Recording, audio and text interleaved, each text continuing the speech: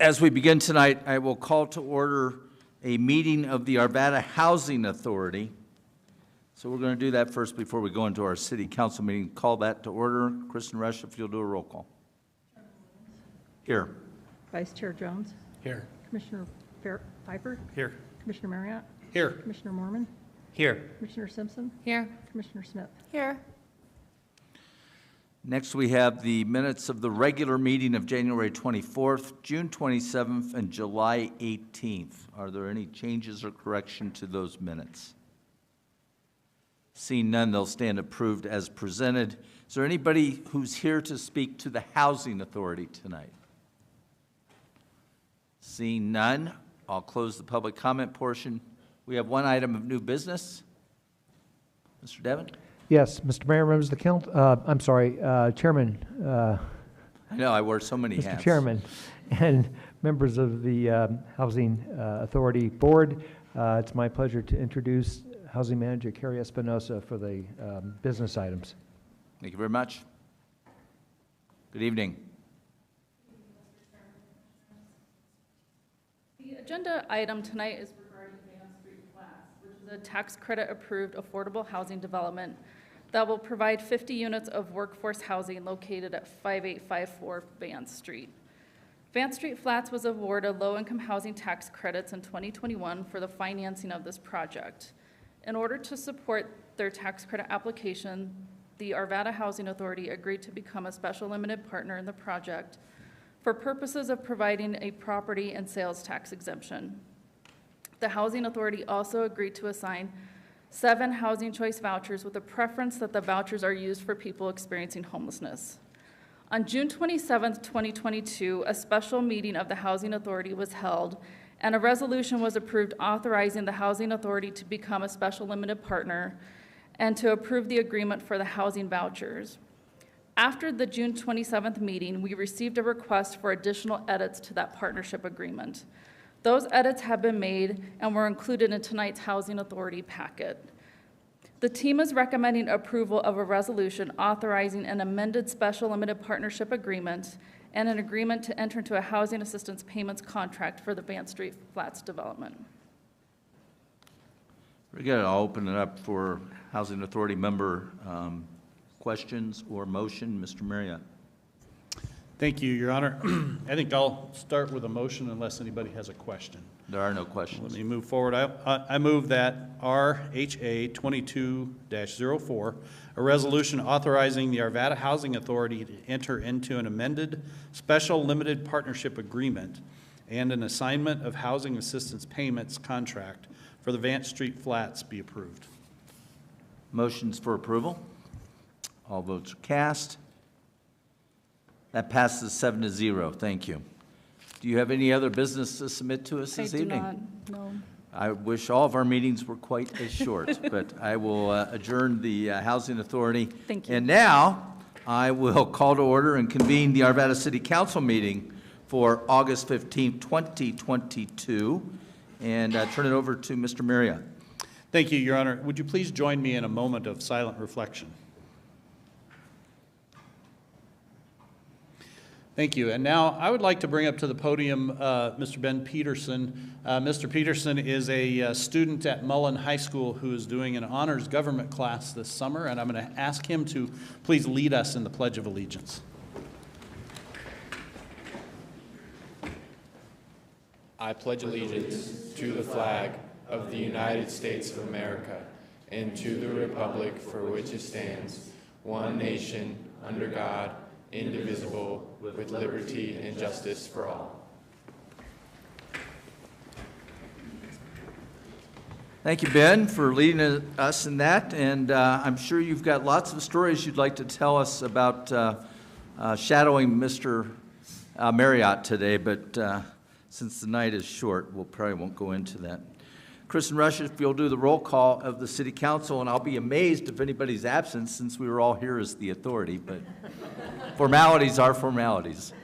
Mayor Williams. Here. Mayor Pro Tem Jones. Here. Councilmember Pfeiffer. Here. Councilmember Marriott. Here. Councilmember Mormon. Here. Councilmember Simpson. Here. Councilmember Smith. Here. Next, we have the approval of the minutes of August 1st, 2022. Any changes or corrections? Seeing none, those minutes will stand approved as presented. Next, we have a presentation of the 2021 external audit and financial statements. Mr. Devon. Yes, Mr. Mayor and members of the council, I believe we're going to have Brian Archer introduce this item.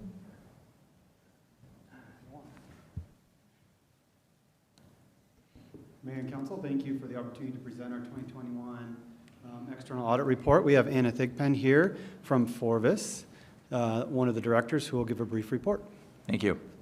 Good evening. Good evening.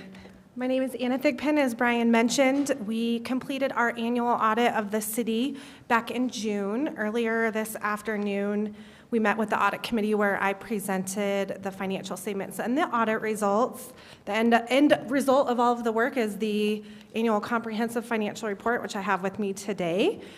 We had a great audit, as we typically do here with the city.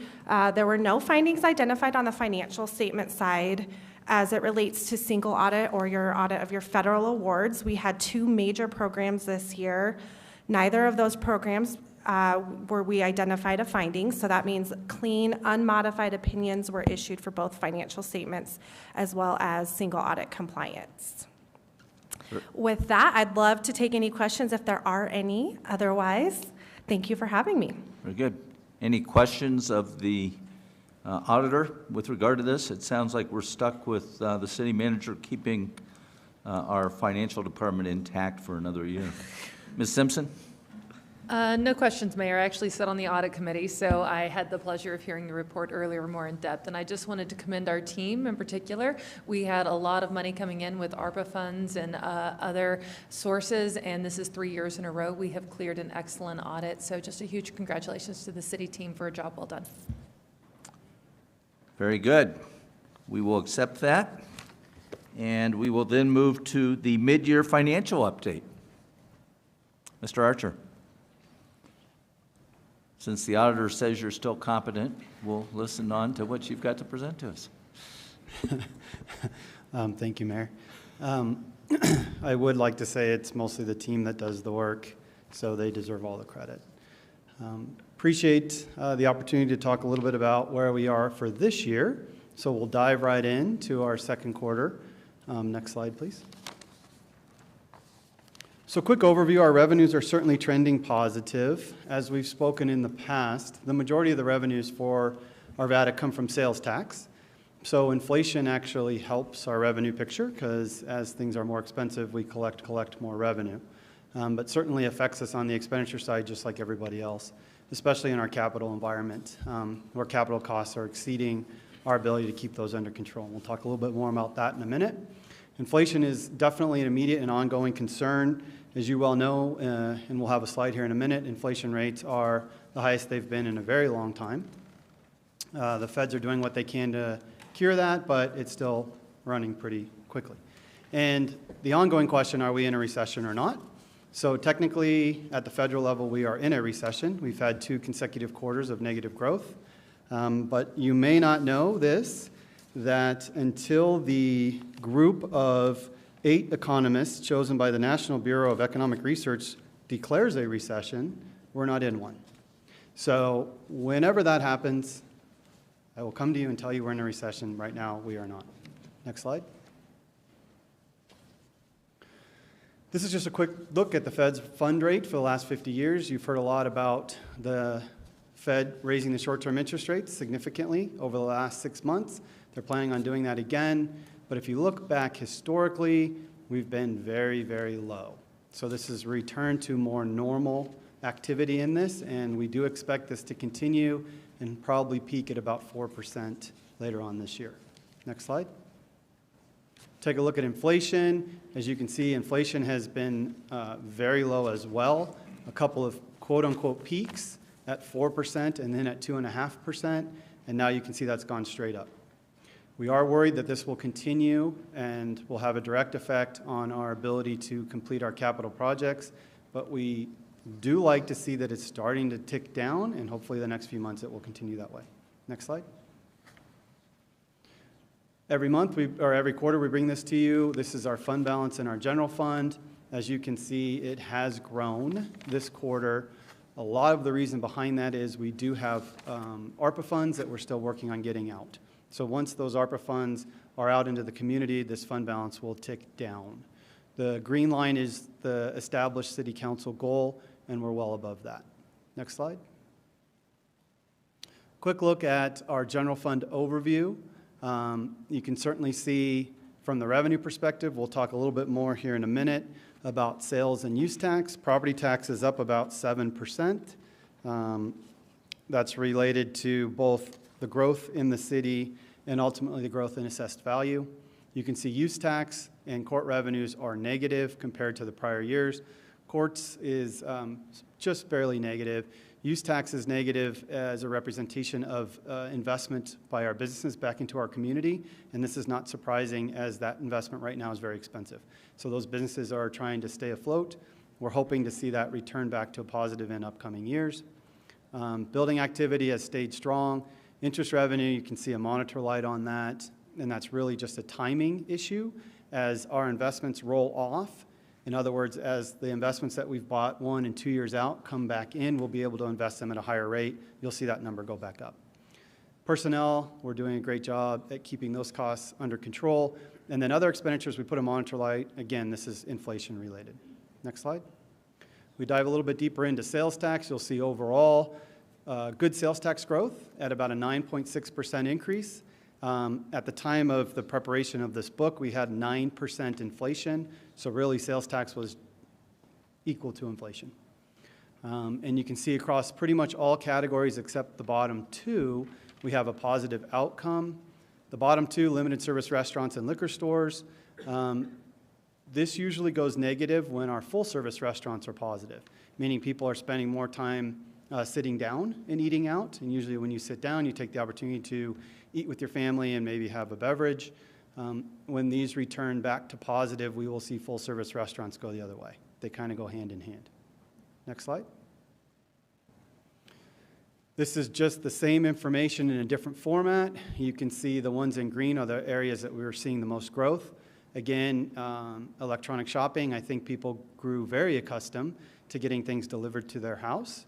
I certainly know at my house that's the case. And so I think that will continue moving forward. We just talked about full service restaurants. And many of you have noticed an increase in your energy bill. And so we collect a fee on that. So as that goes up, we see increases there.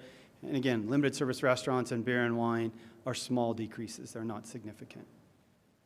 The dollar figures are the amount through 5 months for each of the past 3 years. And then on the next slide is the same piece of information in a graphical format, and then the table below. I think Councilmember Pfeiffer, you asked to see that the last time. So we included that from a numbers perspective. Next slide.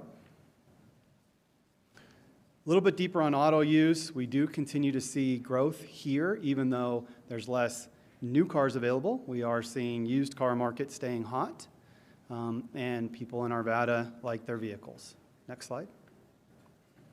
And here's a representation of the use tax that we talked about just a little minute ago, where you can see really since 2020, we've seen less investment. Next slide. We take a look at all of our other funds. It's a little more colorful than we've seen in the past. If you remember the past few quarters, it's been predominantly green. We have a monitor light on community development, both on the revenue and the expenditure side, as the increased need from housing and homelessness is affecting them directly. On capital projects, a warning light. On the expenditures, you've heard a lot about that and what we're trying to do to get those under control. A monitor light on the year-to-date for water and wastewater. And again, this is in preparation for the many capital projects that they have in the works. A monitor light on stormwater from a revenue perspective.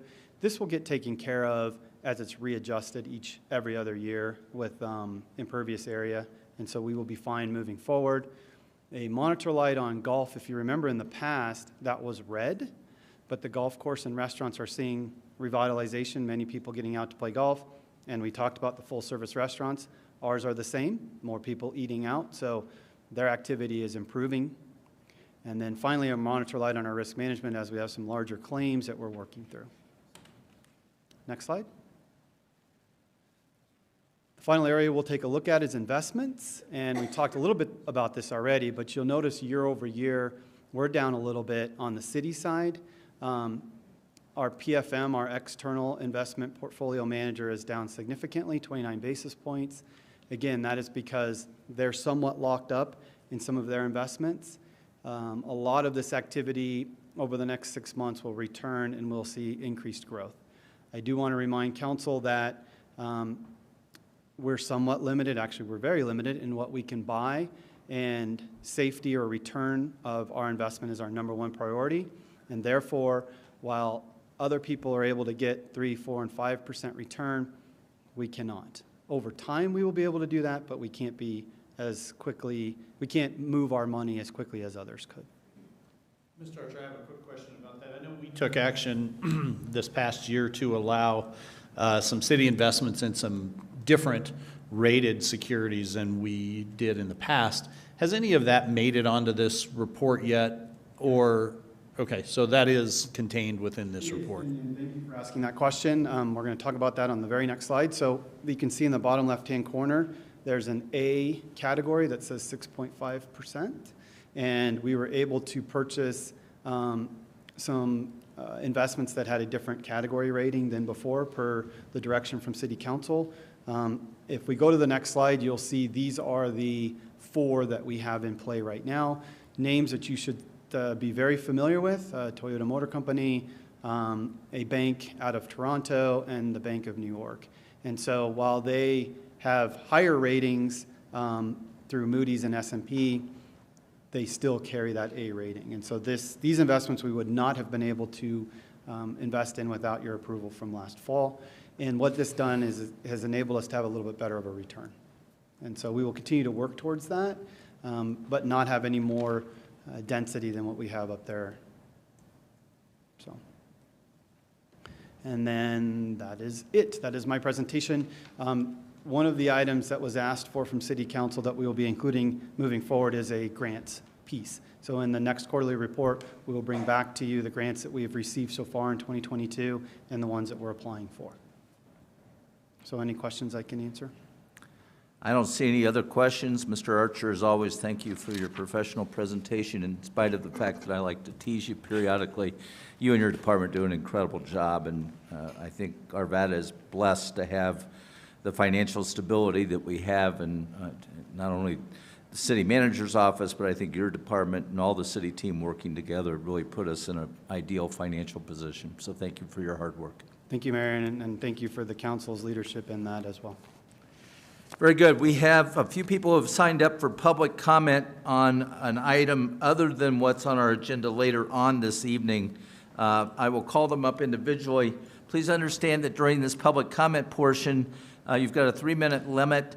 This is not an opportunity for debate between City Council and you. It's your opportunity to present your public comments and for us to listen to those public comments without responding back.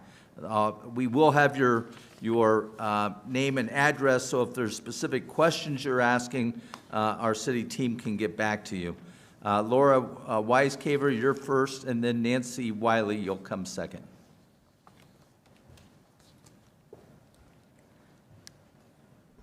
Thank you for this opportunity. I don't live in Arvada, but my company is located here, and it came to my attention that the city of Arvada is considering some further gun restrictions than what already exist. This is not something I track as an issue for me personally, but when it comes to my attention, then I felt strongly enough about it that I wanted to come here and talk to you about it. I am a 68-year-old woman, wife, mother, grandmother. 2.5 years ago, after watching horror across the nation, I became a gun owner for the first time. And I took the classes, I was able to get my CCW permit, and I practice regularly to be proficient. This is not something I ever previously wanted to spend my time on as a person. And although I've always had a strong support of our Constitution and specifically the Second Amendment, it was just something that I didn't want for me personally. I have since changed my mind because it's come to my attention, and the reality of what we live in is that we can't depend on law enforcement or city councils to keep us safe. We have to be proactive in our personal safety. I hope that you give this careful consideration. People like me are 39 times less likely to be arrested for anything, and yet we are going to be the target. You say that you're not targeting us, and I'm not talking about you individually. I'm talking about rules like this that target us specifically because we're the only ones listening to you. We're the only ones that will obey, because the real people that you need to be concerned about aren't going to be paying any attention to whatever you do because they already break the law on a regular basis. Arvada had a horrible tragedy last year in Old Town, and although there was a lot of sadness to it, the people that gave up their lives did so in order to spare others, other people's family members, having to go to a funeral. And I think that you need to give very careful consideration to this. I don't talk to people at large about these issues, and I have been surprised as I have engaged more in gun owning and the skills required to be proficient, that there are a lot of people like me. I am now giving to organizations that are actively fighting municipalities like this and their onerous rules. Ma'am, I thank you for your comments. Your time is up. Thank you very much. Thank you. Nancy Wiley, and then Adriana Foley. And I'll mispronounce a lot of names tonight, and I apologize. Yes, ma'am. Hi. Hi, I'm Nancy Wiley. I'm a sixth-generation native of Arvada. I am concerned about what the woman from the group Moms Demand Action said at the last meeting. I get it that murdering people is horrendous, and there's a cry to do something about it. There's not one person in this country that has not been affected by senseless murders, from Columbine, 9/11, to even here in Arvada. Whether it's one life lost or 3,000, it's all a tragedy. The problem isn't guns, though. It's mental illness, evil people, and morality that has all has disappeared. It's our morals are gone. You can't regulate morality, evil, or even sick people with guns.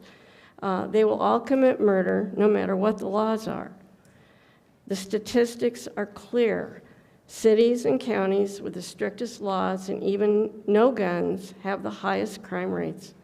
And those with the highest armed citizens have the lowest crime rates. This is worldwide. Criminals have no fear in a gun-free zone because they don't have to fear about being shot. But take guns away and you have tyranny. Look at Hitler, look at Venezuela. The push to make cities safe by making gun laws, ordinances, regulations is a dangerous precedent and flat out against the Constitution of the United States. In case you haven't read it in a while, the Second Amendment says, a well-regulated militia being necessary to the security of a free state, the right of the people to keep and bear arms shall not be infringed.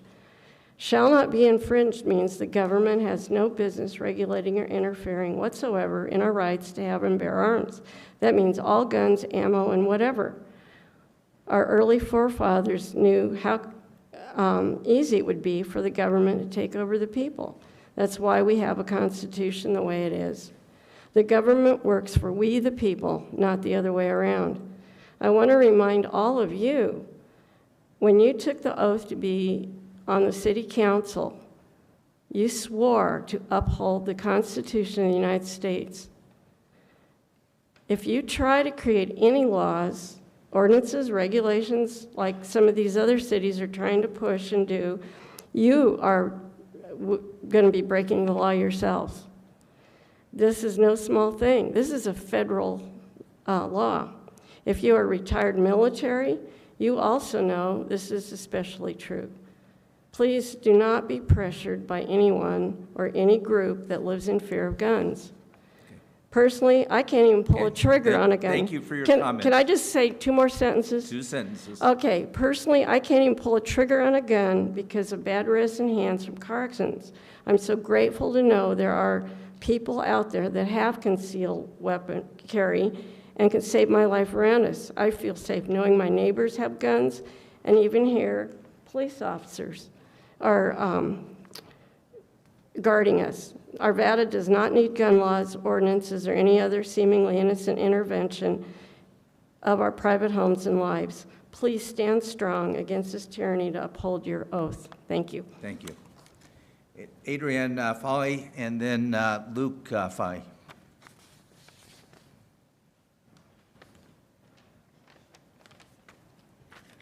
Thank you very much, but the correct pronunciation is Adrian Fahey.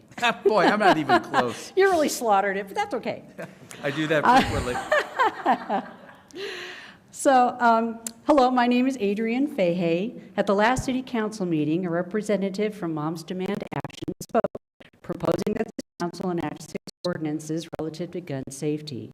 While these ordinances may be well-intentioned, they will hardly solve the problem of gun violence.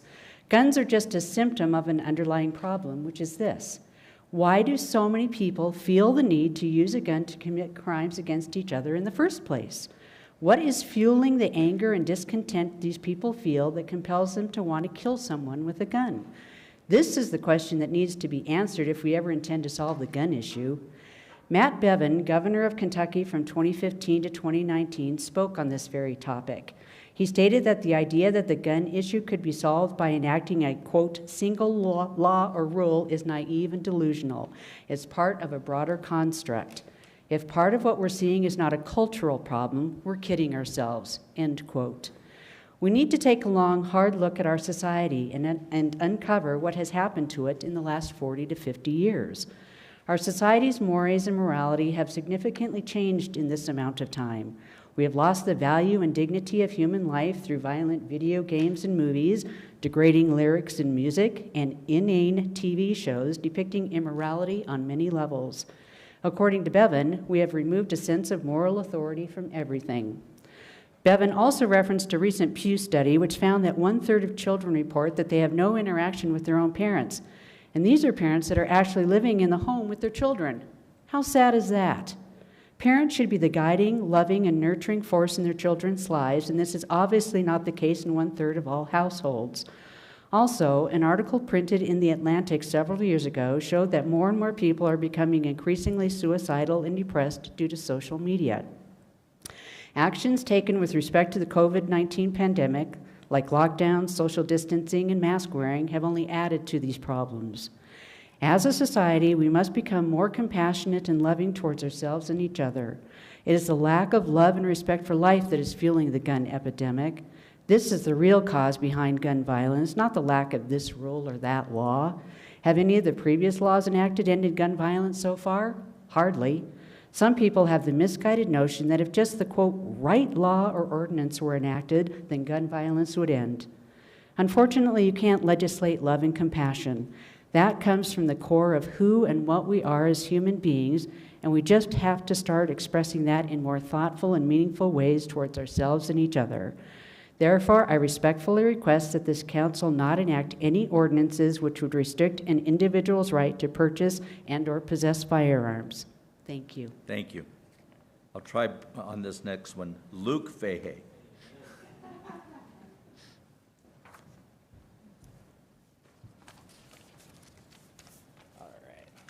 So, hi, my name's Luke. I'm going to piggyback off what Adrian had to say quite a bit. But first and foremost, gun laws only affect law-abiding citizens. The law-abiding person, the everyday person, would never think of committing these horrible acts that we've seen recently.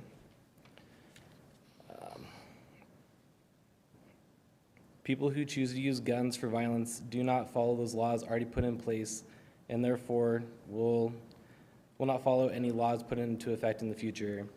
Any future regulations on firearms, which there are already plenty of, would only limit us, the law-abiding citizens, on the effectiveness on being able to protect ourselves. The real issue is not with guns at all. It's with those who choose to do evil with them. A little over a year ago in our community, just down the road, Johnny Hurley, a good guy with a gun, was able to stop a bad guy with a gun. And I truly believe there are far more people, good people with guns, than bad people with guns. So please do not infringe on my right and our rights to have them. Thank you. Thank you. That's all the sign-up sheets I have for individuals who wanted to address City Council on issues not on our agenda tonight. Do we have anybody else that wishes to address us at this time on an item not on the agenda? And Ms. Rush, do we have anybody via Zoom? We do not. Very good. I will then close that portion of the public comment and move on to our consent agenda. We have 8 items on our consent agenda tonight. The first is a resolution authorizing a change order number 5 to an agreement between the City of Arvada and Mueller Engineering to expand the scope of services and increase the contract amount by approximately $217,000.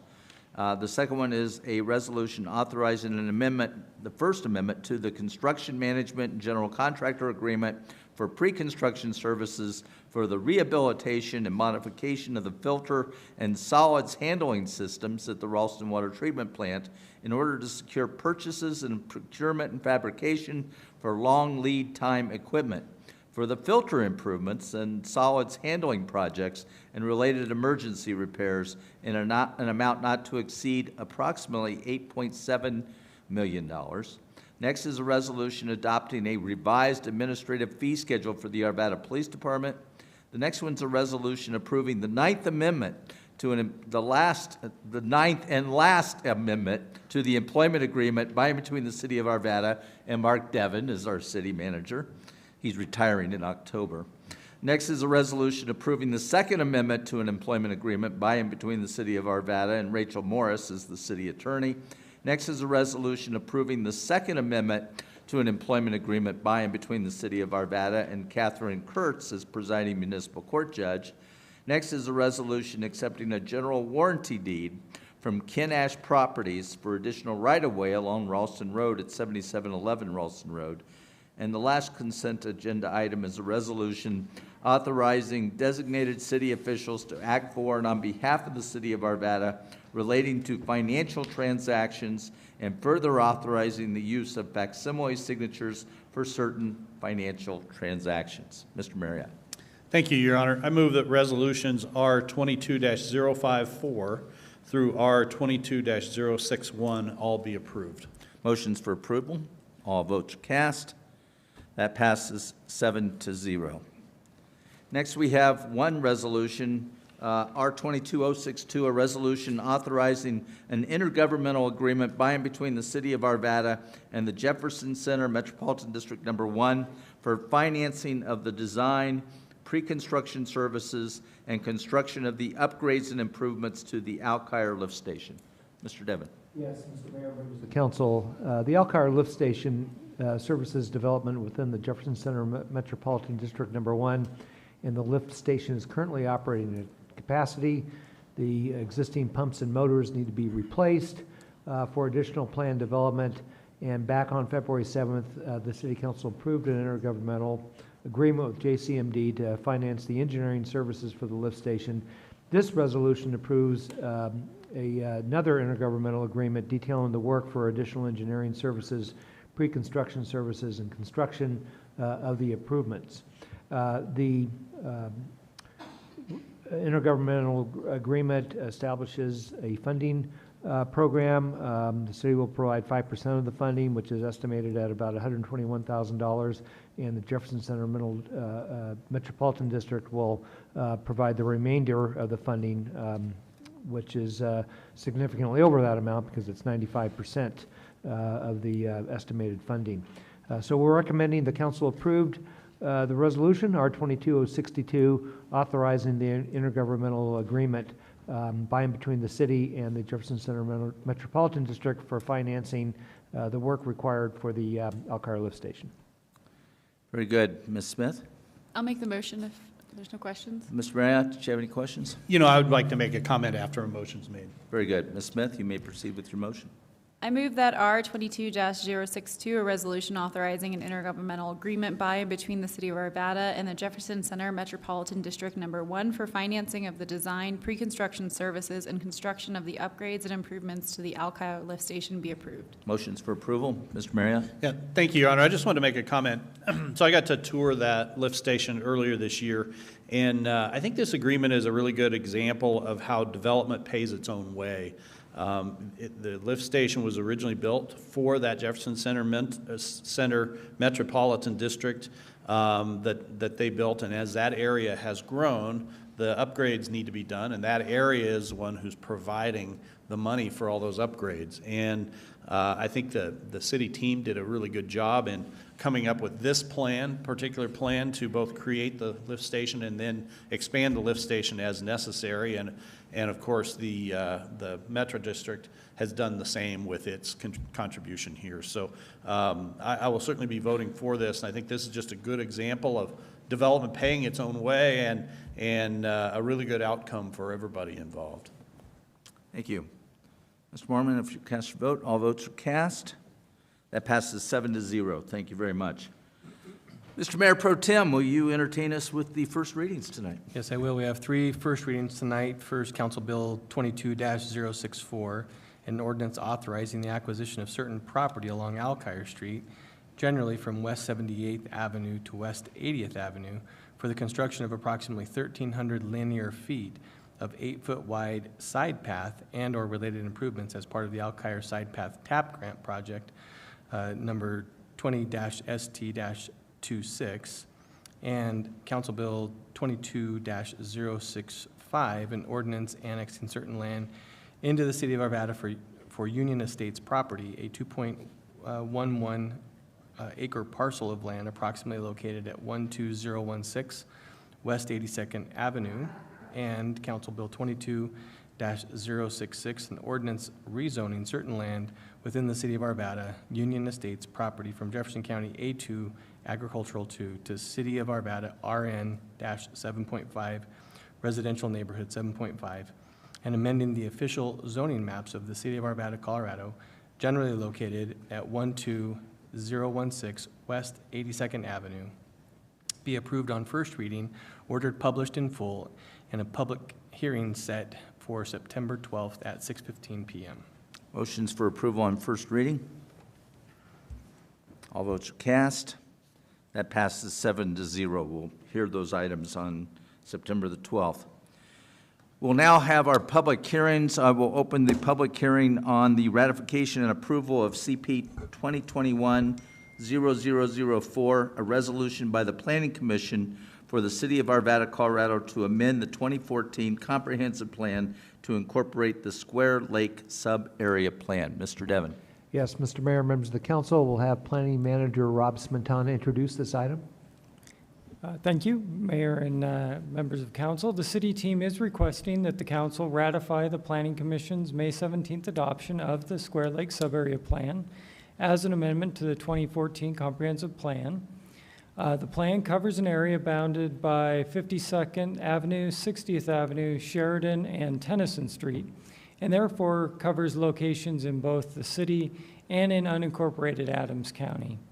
The plan was a joint effort between the city and the county.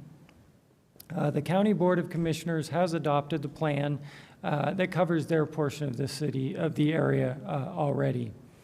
The plan generally reiterates goals and policies identified in the 2014 Comprehensive Plan and the 2007 Transit Framework Plan for the Sheridan G-Line Station, and is substantially similar to the plan that was presented to the council during a workshop in October. We do have Patty McCartney available for any questions, and she does have a presentation if you would like to have a more detailed explanation at this point. Before we do that, are there any members of the public that wish to address City Council on this item? Seeing none on Zoom. Is there anybody from council that would like to have a more detailed presentation? We received this in our packet, if anybody would like to have more information. I'm not sensing, so we don't need to have that presentation. I'll simply open it up for city council questions or actions. Mr. Pfeiffer, you're first. Yeah, Mayor, if there's any questions, I'll make the motion. Ms. Simpson, did you have any questions? I was just going to go for the motion as well, so. Okay, I move that CP 2021-0004, resolution by the Planning Commission for the City of Arvada, Colorado, to amend the 2014 comprehensive plan to incorporate the Square Lake sub-area plan be ratified and approved. This motion is based on the finding of fact adopted by the Planning Commission. I think that's all I had. And if you'll vote, Mr. Pfeiffer. Yeah, sure. All votes are cast. Yeah, a lot of work went into this. It's a good plan. I appreciate the county being, working on it as well. These things take a long time, but I think this is a great framework, so I'll be supporting the motion. That passes 7-0. Thank you. Next, I open the public hearing on Council Bill 22054, an ordinance rezoning certain land within the city of Arvada for Howard Ranch, a 13.11 acre parcel of land from City of Arvada RA Residential Agricultural District to City of Arvada R6 Residential 6 District, and amending the official zoning maps of the City of Arvada, Colorado, generally located at 14760 West 64th Avenue.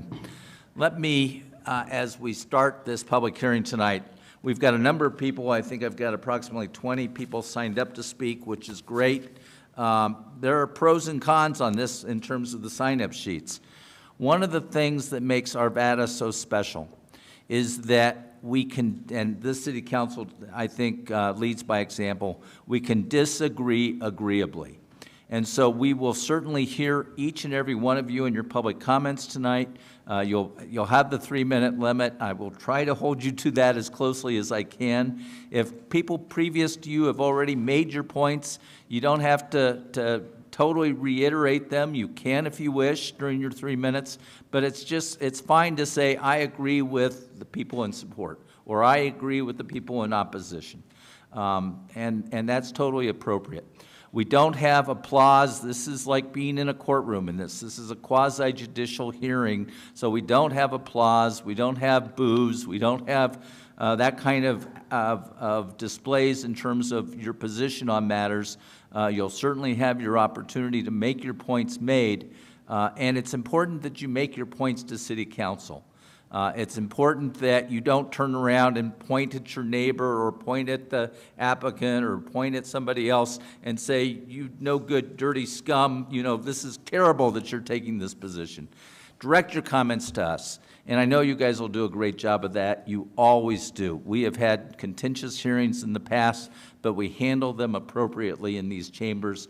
And I'm so thankful that we do that here in Arvada, because I know there are other cities where, frankly, that doesn't happen. So that's the way this hearing will be conducted tonight. We'll be getting a brief staff report. The applicant will have an opportunity to make their presentation. After the presentation, I'll open it up for public comment, and I'll just take them basically in the order I received. So they're interspersed. There's pro, there's con. And that's the order we'll take them in.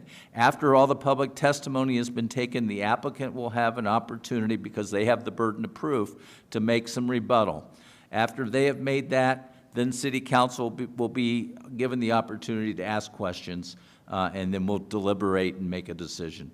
I'm not sure how long this will go. We may take a break at some point, but we'll try to be as efficient as possible. So as I call off names, if I can have 2 or 3 people line up so that we can be fairly efficient in terms of the turnover, in terms of, so we don't have a lot of downtime between the speakers. So with that, Rob, are you going to kick this off? Yes, thank you, Mayor, members of council. As you mentioned, this is a request. The applicant is requesting a rezone of the 13-acre parcel from RA to R6 for the property generally located south of 64th at approximately Indiana Street. The conceptual plan submitted as part of the application shows a combination of single-family detached homes, duplexes, and cottage homes. All the proposed residential uses are allowed in the proposed R6 zoning district. The Planning Commission did recommend denial of the rezoning application at their April 5th meeting by a vote of 6-1. However, since that time, the applicant has revised the conceptual plan after further meetings with adjacent neighborhoods, and I'll let them explain in more detail what those changes are. But both of the plans are provided in your council packet this evening. We have received the signed posting log and mailing affidavit, and they are in order. The applicant and their team is available, are in attendance for presentation and questions. And we do have several staff members from planning, engineering, and utilities for any questions from council as well. Thank you. Very good. Posting log and mailing affidavit will be made part of the record. Everyone that intends to speak tonight, if you'll raise your right hand. Do you swear or affirm the testimony you're about to give in these proceedings will be the truth, the whole truth, and nothing but the truth? Very good. I will take that as an affirmative affirmation by all who raised their hands and who testify that they have taken the oath. I will represent that I think every member of council has been out on the property with city team members. I actually went out individually. I drug my wife out there to look at it as well with no city team members, probably violating the no trespassing signs. But, and police can arrest me if they choose to afterwards. But we did not have any member of the development team of the applicant go with us during that, or members of the community who were either pro or against this development. We've also all received, I think, various emails with regard to this.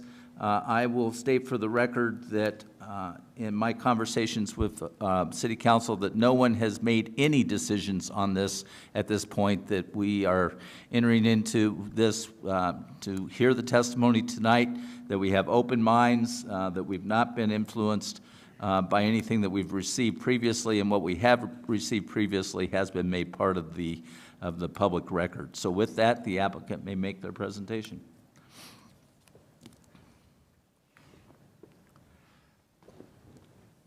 Good evening, ladies and gentlemen of City Council. Mayor Williams, I promise not to make any noise whatsoever about you being on the site without anybody with you. Am I able to operate this right from here? Next slide, please. My name is Nathan Adams. I am the CEO of Red Tea Homes. In a moment, you'll hear from Dan Kraus, our Director of Land Development. Dan is also with Red Tea Homes, and this evening we have Andrew Baker, Senior Planner with Baseline, available to answer questions. Next slide, please. So Red Tea is a local developer. I've been doing this for 18 years in the metro area. Over that time, my business has grown from just myself to 45 employees. All of our businesses and all of our projects are in the Denver metro area. Our heaviest concentration of projects are in Denver County as well as Jefferson County, where we're at this evening. In Jefferson County, we have projects in Lakewood, Golden, Wheat Ridge, and Arvada. Our last project to complete was in Lakewood, and our next project to complete is in Golden. We have 436 homes at some stage of planning or construction, and all of our homes are a LEED Gold certification or higher. In building to this standard, we are ahead of what is required today, but on pace for the direction housing is going. We are very proud to say that we will be building the first LEED Zero homes in the state of Colorado, also west of the Mississippi. In fact, we will have homes 2 through 8 in the entire country built to a standard of a LEED Zero certification. It's basically a net zero home built to the highest standards of LEED. There are two things that are very important to us, and I've got some logos up on the screen that I want to talk about a little bit now. The U.S. Green Building Council is essentially the third party that validates the level of sustainability and energy efficiency at which we're building. One Tree Planted is the second logo that you see there. One Tree Planted is the nonprofit that we partner with. We provide 2 trees for every tree we use during construction. We did the math, and for an average size home that we construct at about 1,500 square feet, We use approximately 27 trees to build, so we plant 54 for every home that we build. The other logo that's on here is the Energy Star certification, and Energy Star is basically a rating for light fixtures, appliances, anything that we're putting in the home that runs off of electricity to make sure that we're running at a higher level of efficiency. I'll hand you off to Dan now, and Dan's going to talk about how we've met the rezoning criteria from a technical standpoint.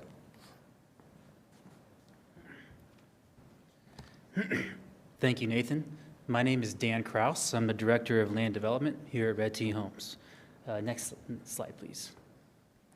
The site that we are looking at tonight is 13.1 acres off the southeast corner of West 64th Avenue and Indiana Street.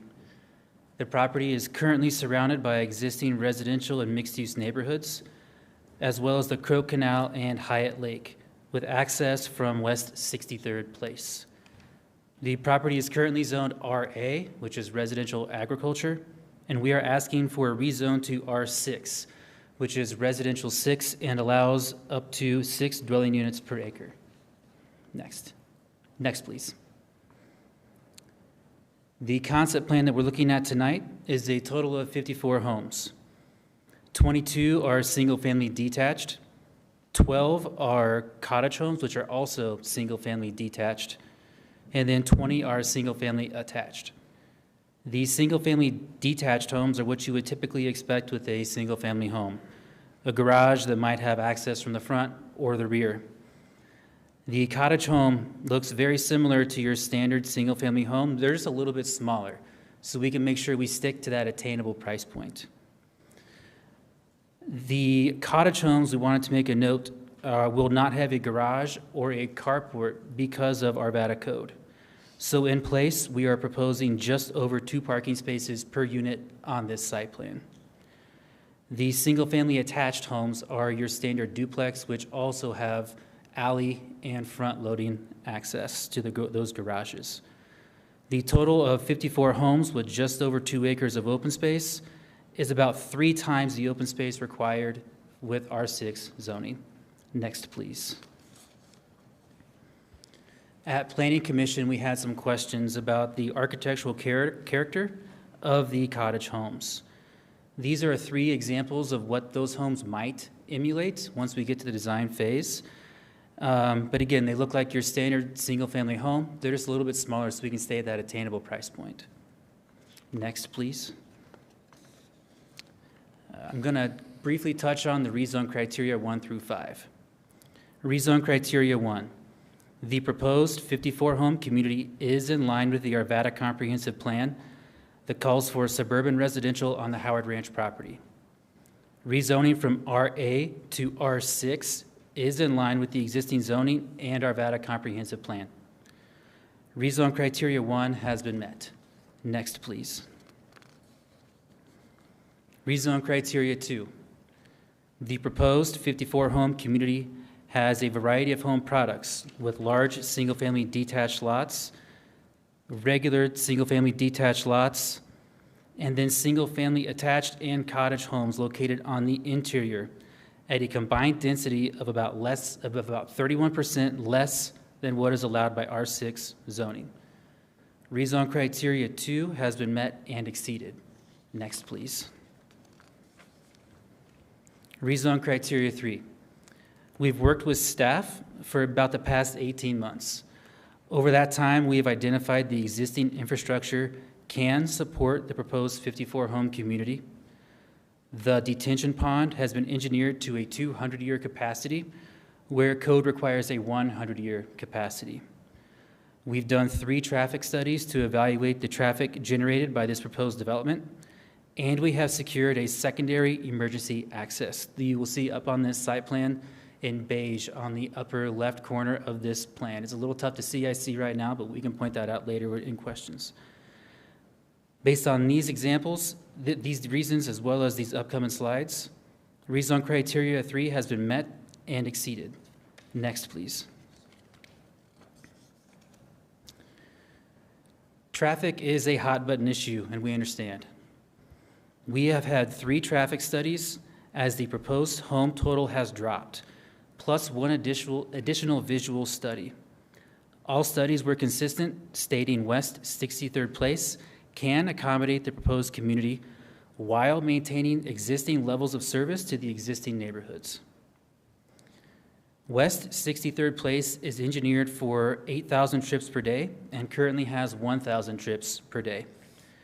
The proposed 54-home community will generate an estimated 465 trips per day. This is 167 fewer trips than what we presented at Planning Commission. The total trips per day on West 63rd Place will be an estimated 1,465. And the existing levels of service will not change. This is 18.3% of the design capacity for West 63rd Place, making it an appropriate connection. We have our traffic engineer present tonight and available for questions if that comes up in rebuttal. Based on these criteria, Rezone 3 with regards to traffic has been met. Next, please. Also at Planning Commission and meeting with our neighbors, we heard some concerns with our singular point of access. We wanted to restate a quote from the Arvada Fire Marshal on the plan that was previously approved by staff with a single point of access and 69 units.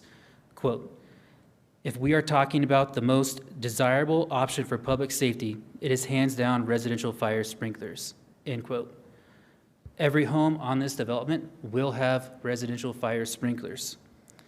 Since the Arvada Fire Marshal approval, we have secured a secondary emergency access, as well as reduced our home count by 21.7%. Based on these reasons, rezone criteria 3 has been met and exceeded. Next, please. Our research has identified that there will be no adverse impacts to the natural environment, and there is no significant habitat or wildlife on site. We reached out to the Colorado Parks and Wildlife, but received no comment on this. At Red T, we will make every effort possible to preserve as many healthy native trees on site, but please know, we had a certified arborist identify 81% of the existing trees as dead, dying, or invasive and need to be removed. Red T will plant new trees as required by Arvada Code with this proposed community.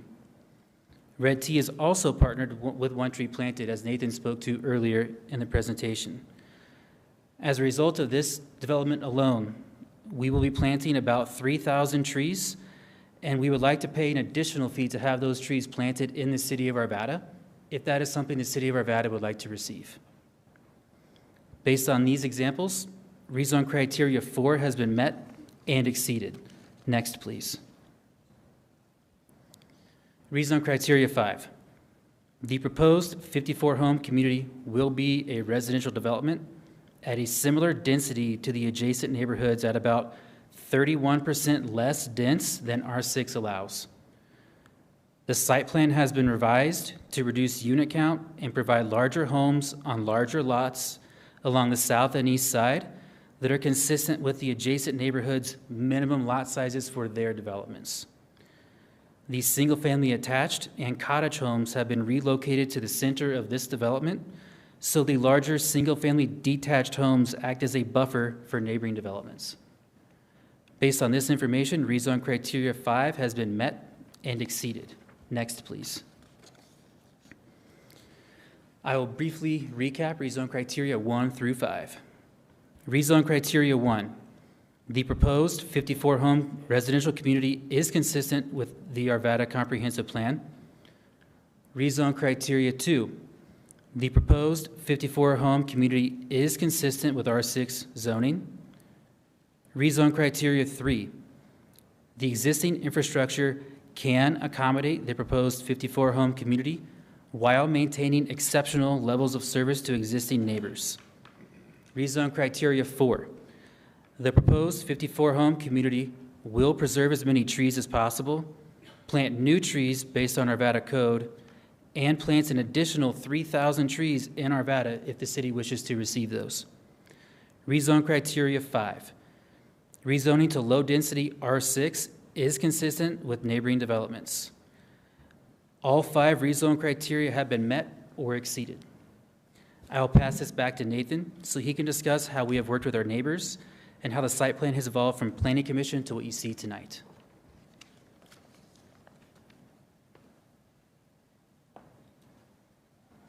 Next slide, please. Dan, thank you for covering the technical merits of this rezoning. I will cover the history of how we got to where we are, along with a few slides on things we hear frequently. There was talk that the site should not have any attached housing and that it did not belong in West Arvada. We ran some searches in the MLS, and that's what you're looking at on this slide here. Keep in mind, this is for sale housing only. You have to look pretty closely, but you can see Hyatt Lake, and there's a little, I don't know what shape to call it, almost looks like an upside down pipe. That is our site in black just above Hyatt Lake. We ran searches for the last 12 months. There were 278 sales. That's what you see populated on this map. Over the last 5 years, 1,417 sales. And when we ran the search for all of Arvada, there was north of 3,000 sales in the last 5 years. I mentioned earlier our strong desire to keep prices reasonable and attainable. We do this through building smaller, up to medium-sized detached single-family homes, and then we go deeper into the attainable price point with cottage homes and attached housing. Attached housing for us is duplexes on this site. This also provides a very nice mix of housing on the site. Next slide, please. Missing middle. We did not come up with this term. There happens to be a website dedicated to just talking about the missing middle. This is really important to us, as the missing middle is where your teachers, police officers, firefighters, caregivers, and more live. They're not the folks that can afford an $800,000, $900,000, $1.5 million home. Cottage homes, the duplexes, and the small detached homes were able to keep that price point down and keep the price attainable.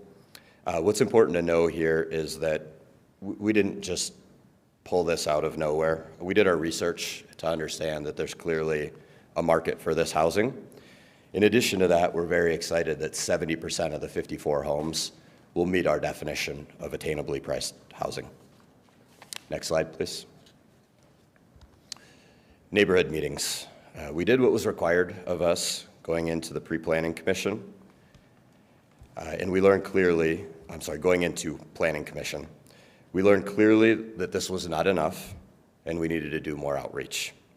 We intentionally postponed our city council meeting, not once, but twice. We did 2 meetings with neighboring HOAs and had 5 larger meetings in total, at times reaching north of 30 people.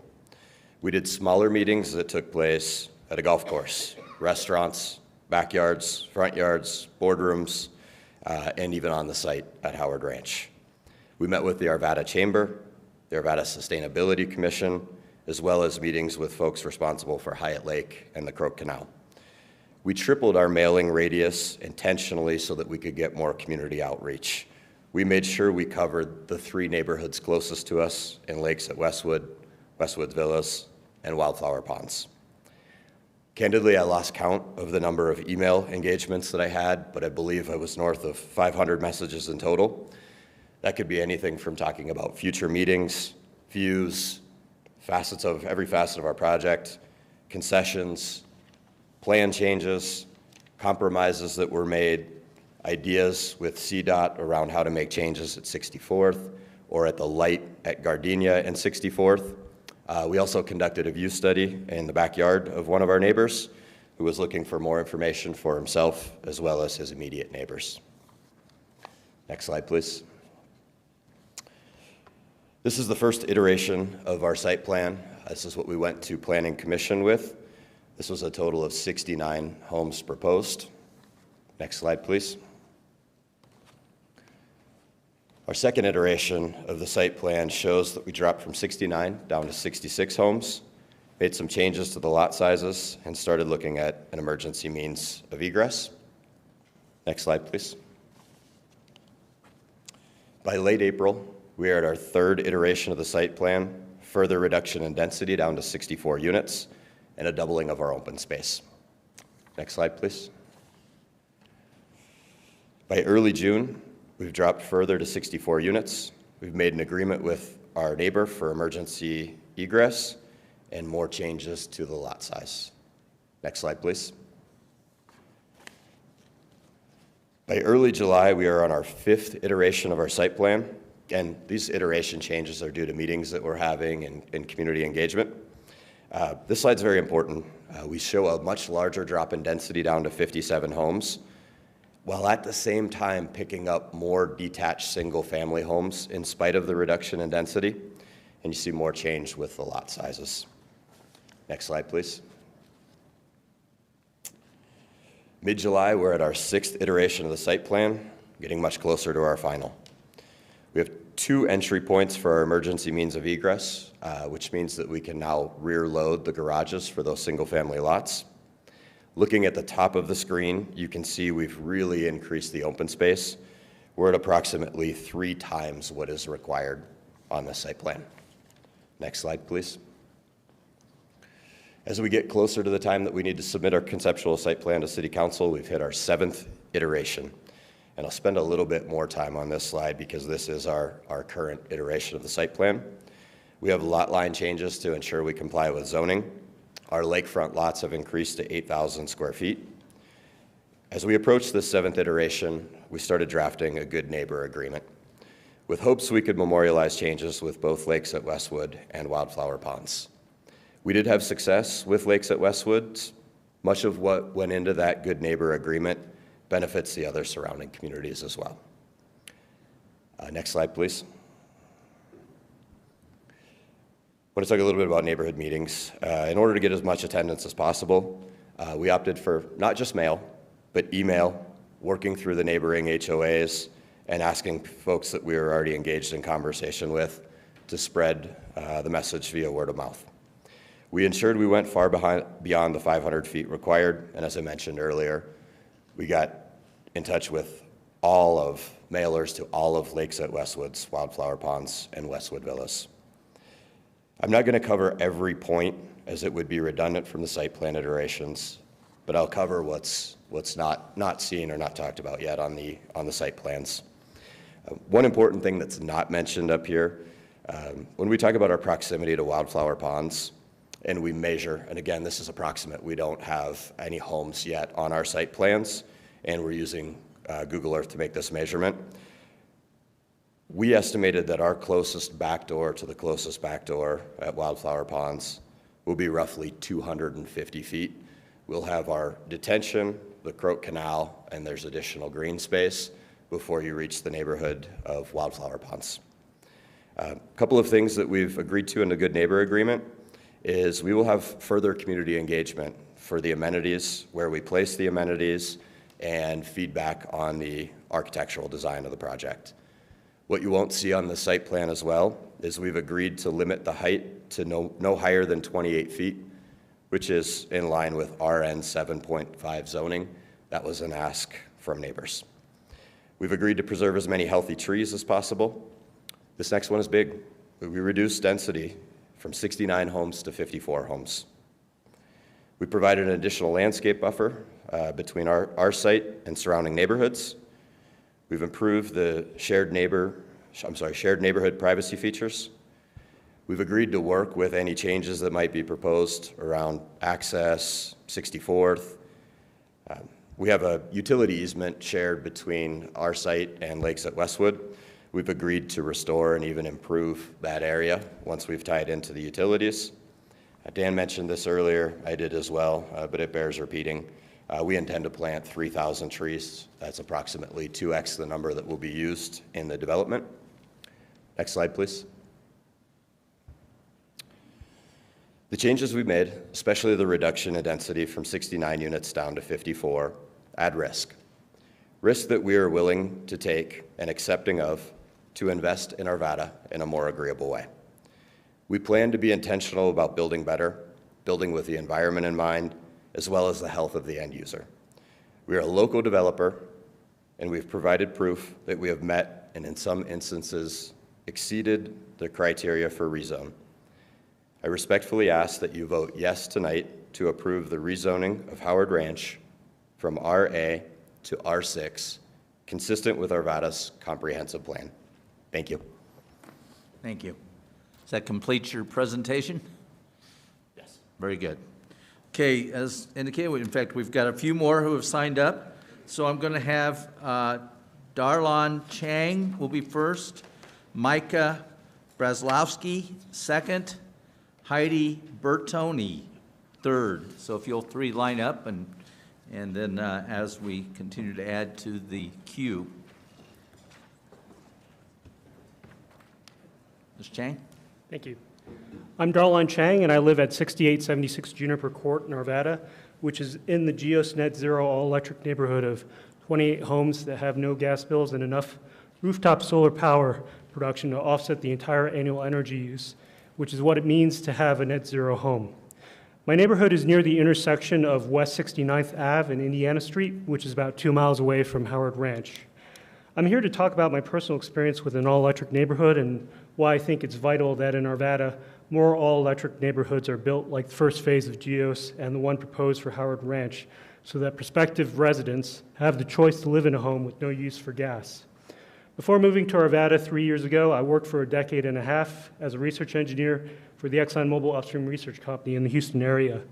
I became disillusioned with ExxonMobil doubling down on hydraulically fractured gas at all costs, Texas politics blocking me from buying solar panels and being able to charge my electric vehicle at work, and hurricanes fueled by global warming that left my Texas home without power for 4 days when my daughter was an infant, and homes in my master plan community flooded waist deep when my daughter was 9 years old.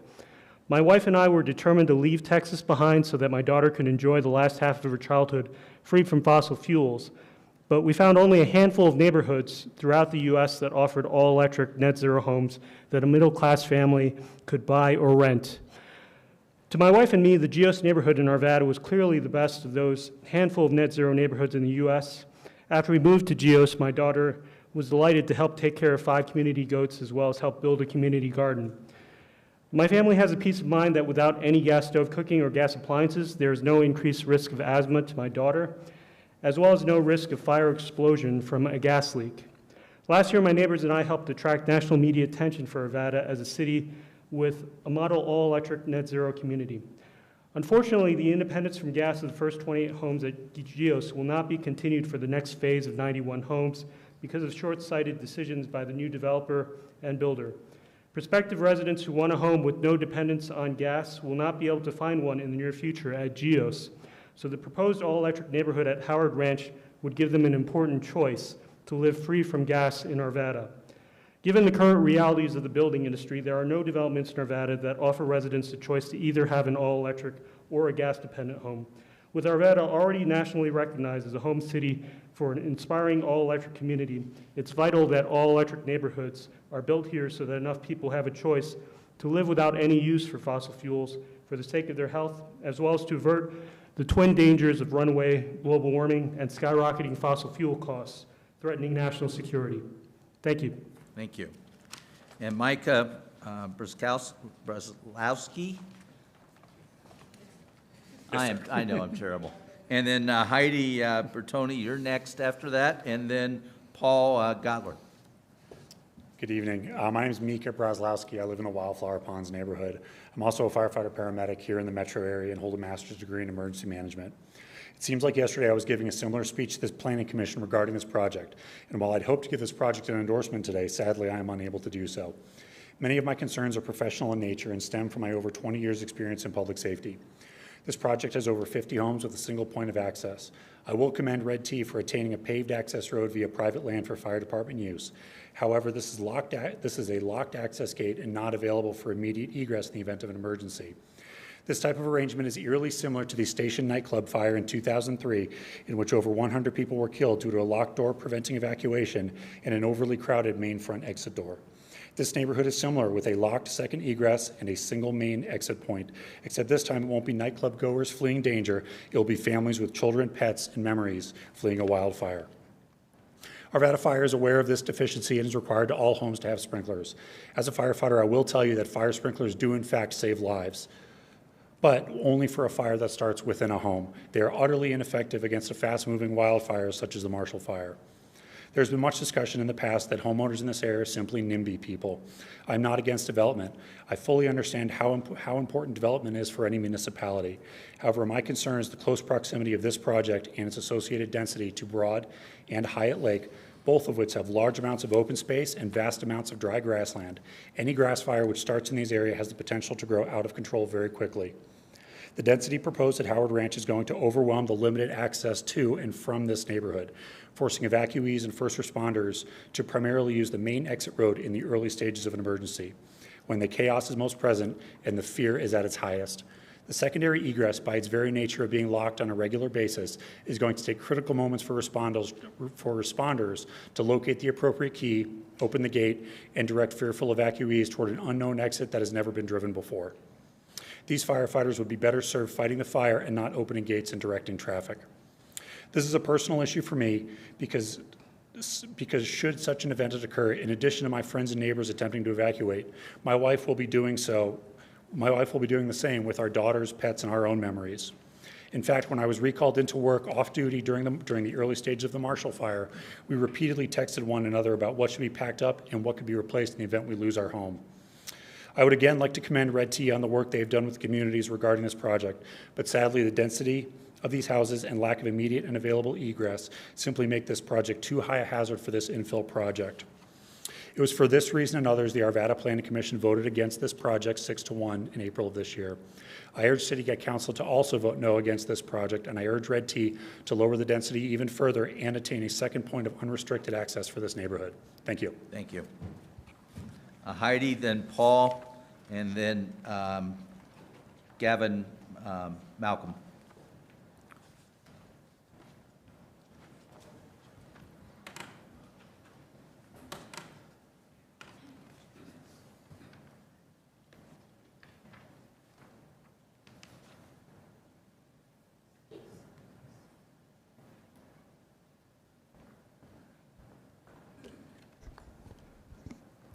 Why do we live in Arvada?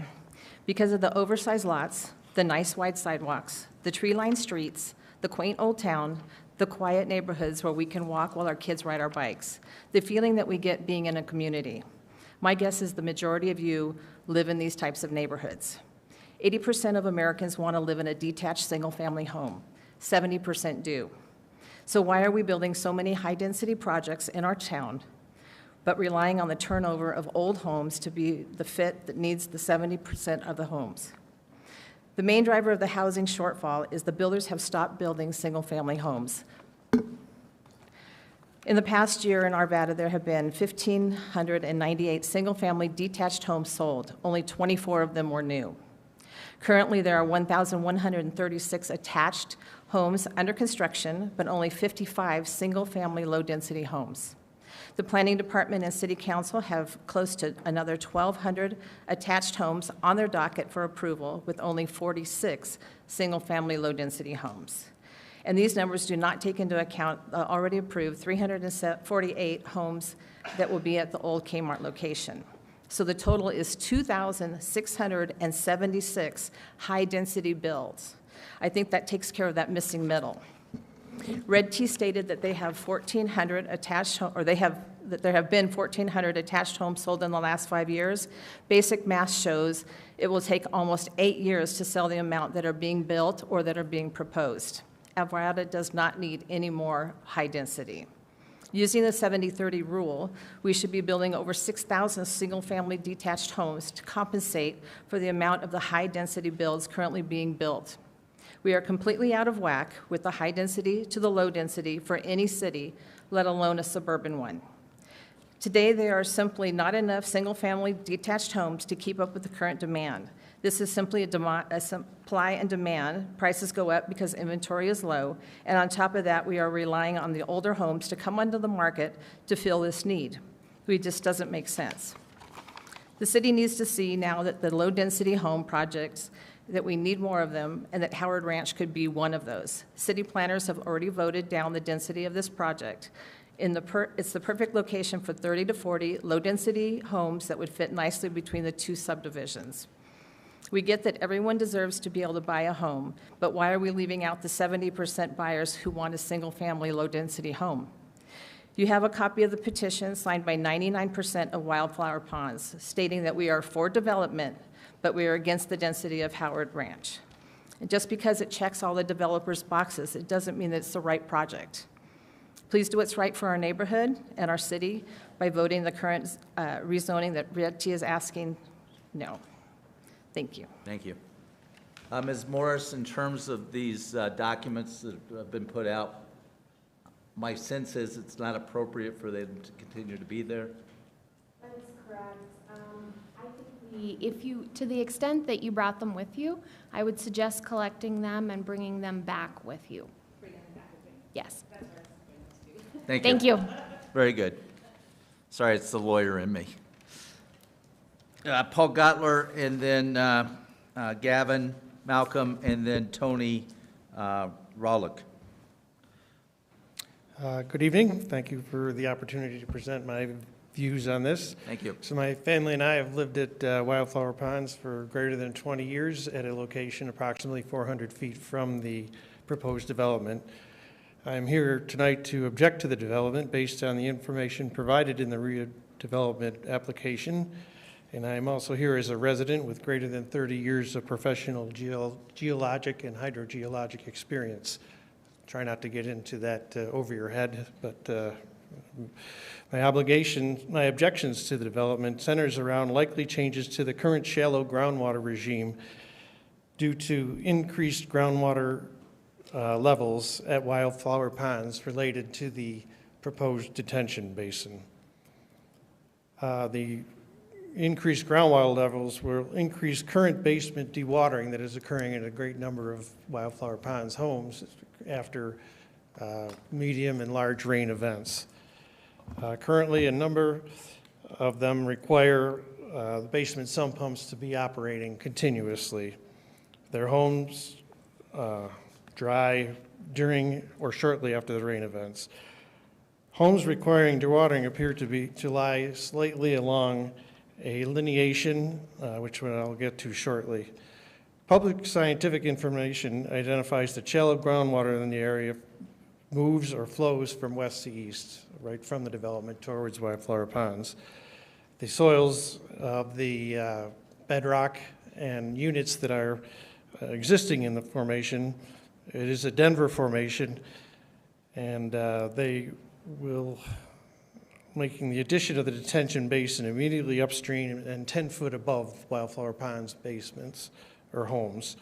The Denver formation includes claystone, siltstone, and sandstone, which in our area has undergone significant weathering, leaving a thick zone of clay to sandy soils above competent bedrock.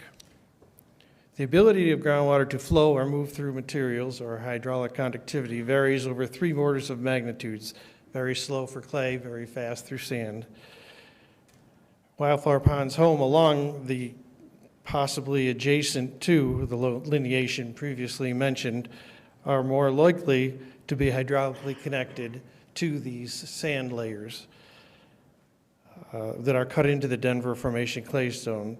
These channels can be observed after the FRECO cleans the sides of the canal. They remove the vegetation on a periodic basis. Since the proposed detention basin is 300 feet long and 10 feet higher, the likelihood that it intersects one or more of these sand channels is significant.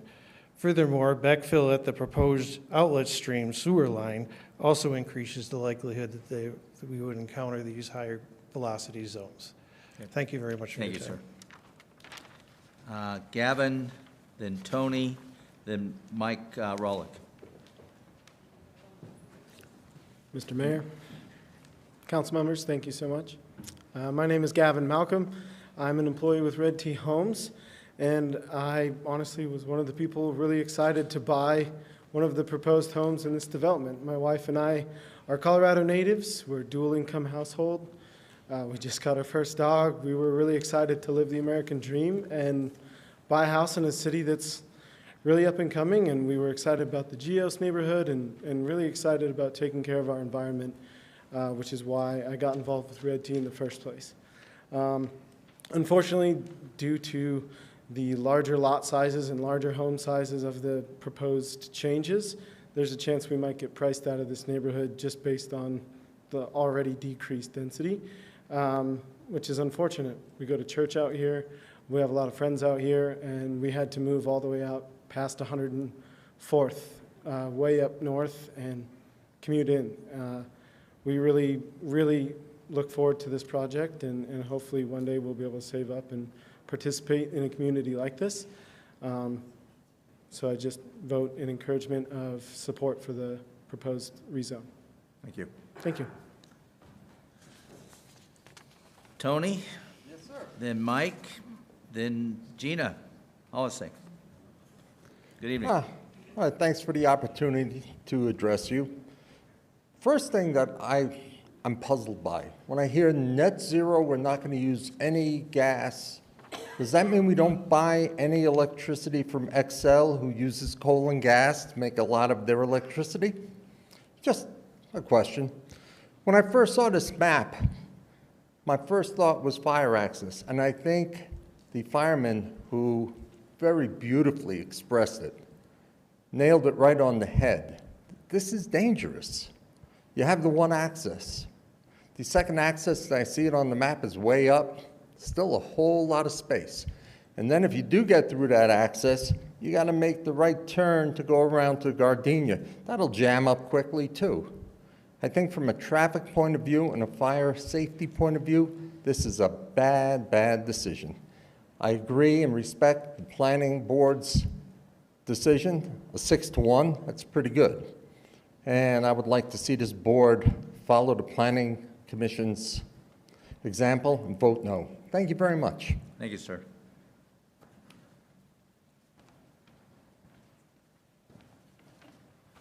Oh, Mike, good to see you again. Good to see everybody again. Thanks for letting me speak as the token Jeffco guy for Ralston Valley. But really nice that everybody came together, had 9 meetings and what have you. Obviously, I'm not part of that, but as part of Ralston Valley Coalition, it's still good to see people coming together. However, Mike Schweitzer, I was hoping he was going to go first, but he possibly had found a technical issue with the driveway access as far as distance from 64th, turning to 63rd and down to that access. There might be a supposition that it should be 175 feet. He went out and measured it's 140 feet. That might need further study. And if that is a distance discrepancy, should the traffic study then be possibly relooked at for everybody coming through the east side on Gardenia? So that would just be a question for further study possibly. And then I think they said 8,000 trips per day on 63rd.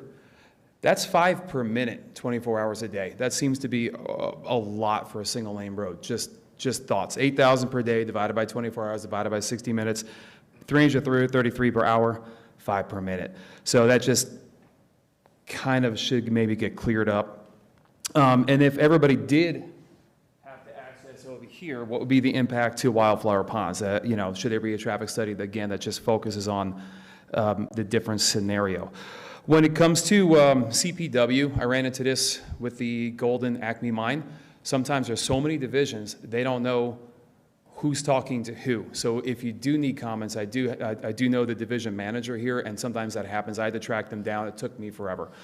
So if that needs to get done, they did write a nice letter for the 54th and McIntyre supporting a 50-foot buffer from the Farmers Highline Canal. So thank you for the 50-foot buffer off of Croak. But if you guys wanted additional comment, I could probably get that. And as far as the missing middle goes, just everyone's story is unique. We did have a firefighter discussing the fact that he lives in wildflower ponds, and everyone likes to use firefighters and school teachers and whatever to discuss the missing middle. I don't think we should prejudge anyone's unique economic situation or what they will want to buy. I do appreciate the lower density, and I do appreciate you guys all giving me a time to comment tonight. Thank you. Thank you. Gina, then Mike Schweitzer. Hi there, Gina Hallisey, and I'm here tonight to speak to you as a board member from the Ralston Valley Coalition. And I'm not going to go through what all my neighbors have done a lot of research, and the civic engagement is amazing, and I'm very proud of of what our neighborhoods are doing here as far as getting involved in doing some research and giving you good information. So, but I would tell you this, as recent as last summer, we had the opportunity, many of us, through our civic engagement on another development, we won't say the name of it, here in Arvada, to talk to nearly 10,000 citizens in Arvada. And what we found, that their number one concern was traffic. The roads in Arvada are not up to par, as we know, 64th Ward, Indiana, even McIntyre's not getting, it's getting there, but it's not great. So the traffic and the roads are a really, really big concern for citizens, at least I would say of those 10,000 people that signed our petition, I bet there was 80% it was traffic. The other thing that was real important to folks was incompatible land uses.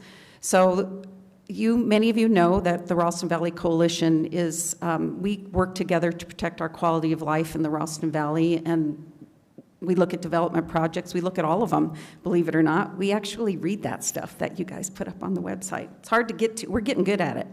So one of the things about incompatible land use, I think you have to really look at Howard Ranch, and my neighbors are doing a good job of talking to you about, does it fit with what's there?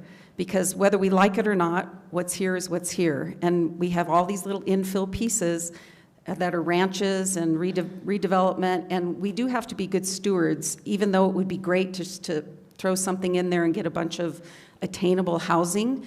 You need to think about, is it the right thing for that property? It may be that we do that somewhere else, but is it the right thing for that property? The very first thing that caught my eye when I read through this project was, no matter what you do, there's only one access. That's just problematic.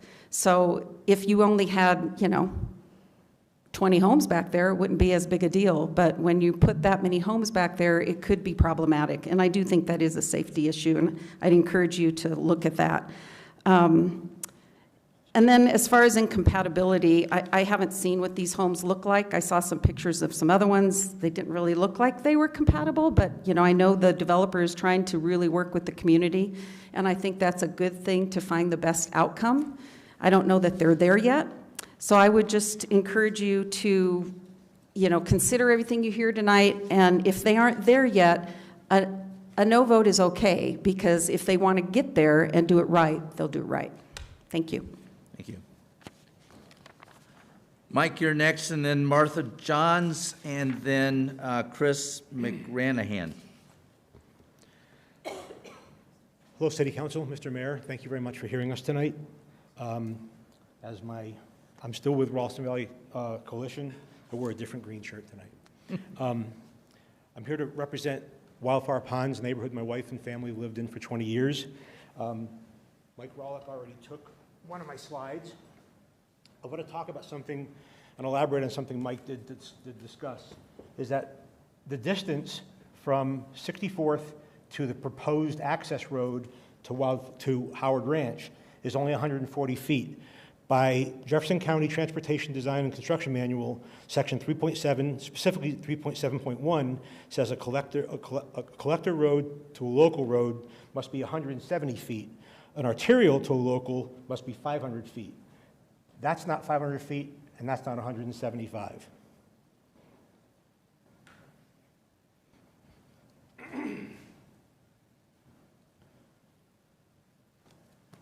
The single access is, as other people have talked about, I'm not going to elaborate any further on that. You're aware that's single access to this neighborhood.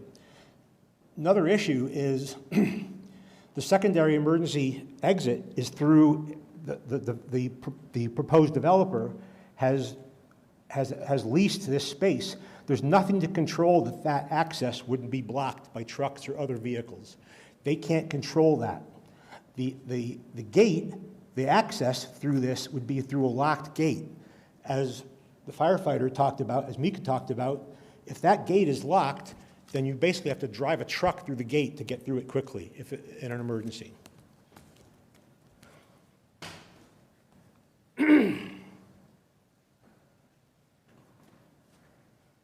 We talked about the density and the number of roads on a collector road that 63rd Place is designed to.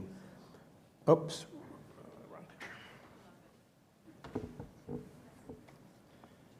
This is 63rd Place during pickup for kinder care, which is on the corner of Gardenia Street and 64th.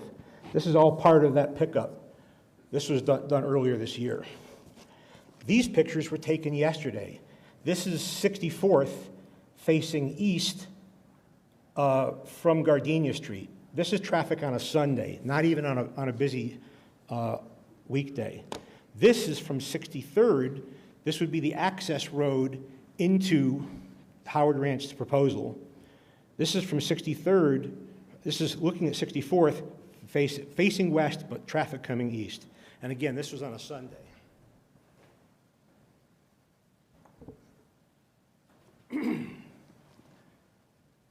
These were some pictures that my family and I staged. This is 64th, and our cars parked to show that 4 cars cover the distance between the corner of 64th to 63rd and the proposed driveway. This is that proposed driveway. This is private land owned by 2 homeowners that live here. This would be the driveway that would go into the Howard Ranch facility. Sir, your time is up. Oops, sorry. Thank you. All right. Martha Johns, then Chris, then Corey Kirchman. It's not just my inability to read, it's also some people's handwriting's almost as bad as mine. Hi, I'm Martha Johns. I live in Wildflower Ponds, and I was one of the original homeowners there. I am right on the Crook Canal. I will be facing the new development if that is built. I want to say, first of all, that I do appreciate Red T's efforts to make changes and to decrease the density and everything else that they have done. But it's not enough. I'm not going to reiterate everything, but my main concerns are the dangers from the single access road, and a lot of my neighbors who aren't here tonight share those concerns. There's been a lot of talk about that. And then secondly, what Mike was just talking about with the traffic access and egress through the main road. You know, I drive in and out from that every day. It's very dangerous to drive down 64th and make a right turn on 63rd Place into Wildflower Ponds and then think about trying to turn down that driveway also. People don't want to slow down and let you make that right turn even when you signal way ahead, which I always do. And to think about hundreds or thousands of more trips, I've forgotten what the exact number was, going down there and going out Gardenia at the light every day long, it's just going to create a nightmare situation. So those would be my main concerns and those of a lot of other neighbors of mine with whom I've talked. The other thing, we did talk about this at some of the neighborhood meetings. I appreciate that they're talking about that they're going to plant a lot of trees. That's very, very important to the environment. I would like to see those trees planted on the Wildflower Ponds side of the homes and to use environmentally appropriate trees and plant them there to help as part of the barrier. Thank you. Thank you. Chris, then Corey, then Robert Olson. Thank you. I'm Chris. I'm here representing the applicant. I'd like to reserve my right to speak during rebuttal, if that's okay. That's certainly fine. Thank you.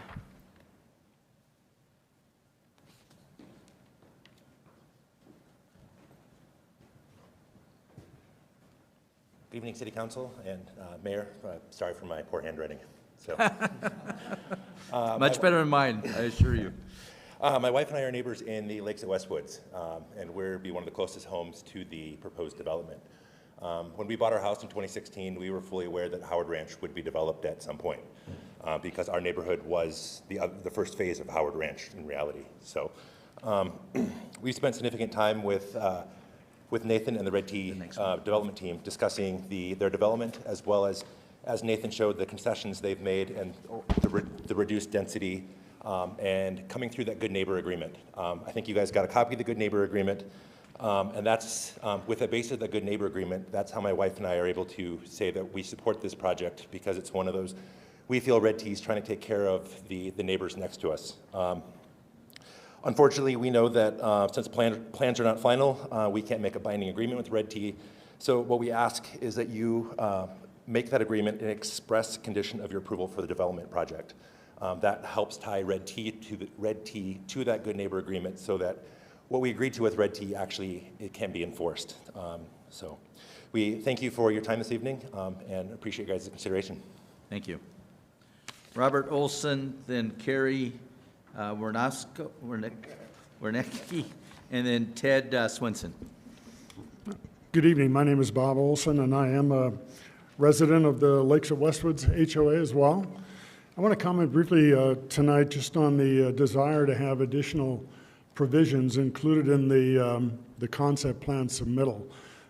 We understand staff's recommendation is rezone approval be conditioned upon a concept plan approval, and in light of the good neighbor agreement that's been referenced, there are provisions in that I believe the community would benefit by having those added to the concept plan. Some of those provisions relate very directly to approval criteria, especially number 4. One of them is about new trees. There's an agreement to add additional trees and additional open space that's been agreed to by the applicant. Tonight there was a site plan displayed that had a significant amount of tree detail, both numbers and general location. I don't know that we had seen that much tree detail before, so my comment is that that is part of the conceptual plan, and that tree detail and numbers and locations will be adhered to. That answers one of my questions about how do we get additional provisions in the conceptual plan. The second item relates to the applicant's willingness, has stated a willingness to preserve some of the existing cottonwood trees in the expanded open space. And you've been there are significant cottonwood trees on the property. Many not in great condition. Understand that many of those will be removed. But we have been told there's no requirement from the city to remove cottonwood trees, and a reasonable preservation effort aligns with the rezone criteria number 4 and would be consistent with the Tree City USA designation enjoyed by the city of Arvada for, I believe, the past 30 years. I believe strongly in the case for the preservation of existing trees where possible, and ask that specifics around the tree preservation approach be captured in more detail within the applicant's plans. Why is this important? Should the application move forward tonight, community members will have no further opportunity to participate in the process. I know there was some engagement opportunity mentioned, but we were also informed at the Planning Commission hearing that this becomes an administrative process involving city staff and applicant should it move forward tonight.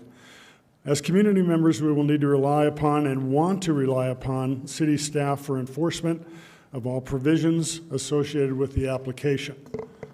Additionally, 2, 3, or 4 more years from now, when site development is actually taking place, those involved today who may have been party to the Good Neighbor Agreement may not even be community members any longer.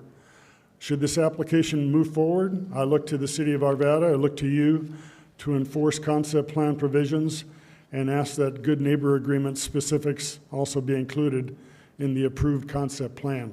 Thank you very much. Thank you, sir. Carrie, then Ted Swinson, then Kevin Howard. Good evening. Thank you for your time tonight. My name is Carrie Wernicki. I'm sure my husband is sitting behind me laughing because I did not take his name. So, I live in the Lakes of Westwoods, and my house does back to the Howard Ranch development as well. And during the last year, we've spent many hours and many dollars to see the proposed R6 zoning be changed to something less dense, with less traffic and more compatibility. After the Planning Commission voted down the proposed rezone by the applicant Red Tea, we thought we had won and were headed in the right direction for these changes to occur. We were underestimating Red Tea as a developer, and so my husband and I did meet with Nathan Adams, and we were able to set up small neighborhood roundtable discussions with Wildflower Ponds and Lakes at Westwoods, which opened the door to them listening to our concerns and helping us plan a better development. The many series of meetings yielded the Good Neighbor Agreement with the Lakes at Westwoods, and I am now in support of this rezone, and I'm sure many of you have seen many of my letters where I was not. But I do support it if and only if the city ensures that the Good Neighbor Agreement is upheld and incorporated with the revised concept plan that was presented this evening. In the revised plan, Red T has agreed to the open space along the fence, which borders the lakes at Westwoods, and they've agreed to work with the homeowners on tree preservation and allowing us to select those new trees. They've also allowed us to help with architecture and other things that go with this development. I understand the development will happen, and I've known this since I purchased, or my husband and I, excuse me, sorry honey, purchased this property in 2013. And although I don't 100% agree with the cottage homes, I've been a realtor for 23 years. I've primarily lived in the city and county of Denver, and I fully understand and have deep knowledge on what it means to have diverse housing stock. It's really important that we have homes that all buyers can afford to purchase, not just certain buyers. And so I do think that that piece of this is very important for the development and for the city of Arvada. I also want to point out, because we've heard a lot about the point of access, the Lakes of Westwoods is a cul-de-sac community with 46 homes, and we too have a second emergency access that is locked. So it's not a huge difference in the number of homes, and we have one out and then an emergency access point for our neighborhood. I hope that the dialogue with Red T Homes will help future developers understand that it's better to work with your neighbors than against them, and that this collaboration is really good for the city of Arvada and all of the community members. Thank you. Thank you. Ted, then Kevin, then Fran Stillman. Ted Swenson, obviously the husband of Carrie here. Live next to the proposed development in Lakes at Westwoods. During the Planning Commission meetings, I was very much against it. There were many points that the Planning Commissioners brought out that I felt it wasn't a good development, but after many discussions with Red T, they've been very good to work with as far as coming together and asking what else we would want. What can we do to make it better? And they have made significant improvements. There's a significant amount of open space. It'll be amenitized. They've reduced the number of houses by 25%. And they've got an emergency exit to it now as well. So I think that takes away a lot of the concerns that I had personally, and so I am now in favor of the development. Thank you. Thank you. Kevin and Fran.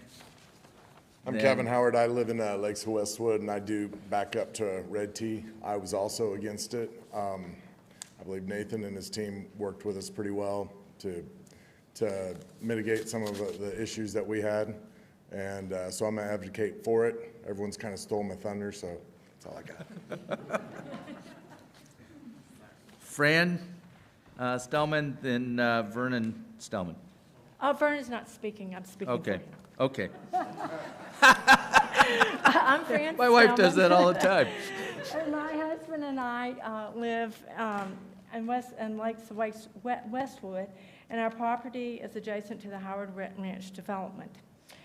Initially, I expressed concern for the rezone request at the Planning Commission held in April because we were concerned that the plan for the proposed rezone did not meet all the approved criteria for the rezone, including the original plan's incompatibility with surrounding neighborhoods and the lack of adequate buffering to mitigate negative impacts on the surrounding neighborhoods as required in point 5 of the rezoning and approval criteria. Since the Planning Commission met, I have been encouraged by the fact that Nathan Adams and Red T Homes have demonstrated a willingness to work with us and our adjacent neighbors to address concerns raised by the Planning Commission. A good neighbor agreement has been adopted by Red T Homes and the Lakes at Westwood Board of Directors that address the majority of these concerns, in part by reducing the total number of homes, building homes on a larger lot on the south and east sides, and providing increased buffer areas on the west side to offset the impact of the cluster homes. But, however, this is my appeal to each of you. I do not want R6 zoning for this parcel without the additional requirements shown on the current site plan dated July the 26th, 2022, as well as any additional points outlined in the summary of the community feedback on page 709 in the City Council packet. As long as the city of Arvada can stipulate that these additional requirements become integral parts of the site plan and any future development plans and be binding on Red T or any other developer of this parcel of land, then I believe that my primary concerns have been addressed, and I have no further objectives to this parcel being rezoned to R6. This concludes my comments. Thank you for allowing me to express my concerns, and thank you each for your service to the city of Arvada. Thank you. Michael, that's Langto, I believe, and then Rick Spedding, and then Marty Rogers. Was I close? You were. Perfect. Thank you, Mr. Mayor. I will not reiterate everything that was said. I live in Wildflower Ponds. I'm on the Homeowners Association board. I've lived there for 15 years, in Arvada for 27. I believe this plan is a dangerous plan. I think our neighbor as a firefighter has talked about that for reasons of both fire safety and only having one entry egress from this property regardless of an emergency gate. I know people that were affected by the fires in Louisville, and it's a really concern to me. My oldest son has been a volunteer wildland firefighter. It's also dangerous in terms of traffic. One of my neighbors talked about the fact that it has become increasingly dangerous driving on eastbound 64th to turn onto 63rd. People are just hauling through there. And in 15 years, really especially the last 15, traffic has become atrocious on 64th.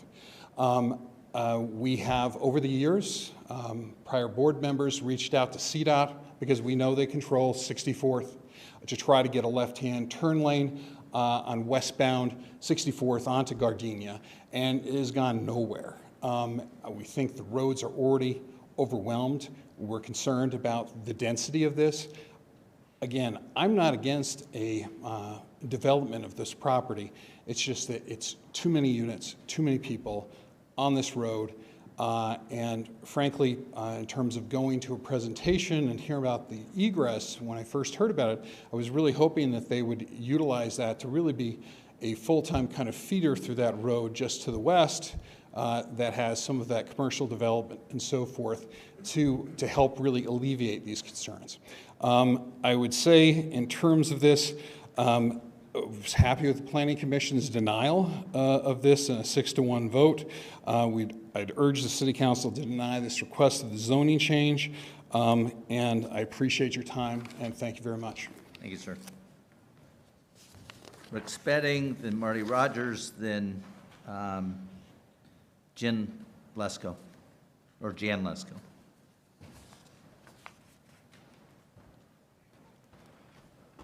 How are you?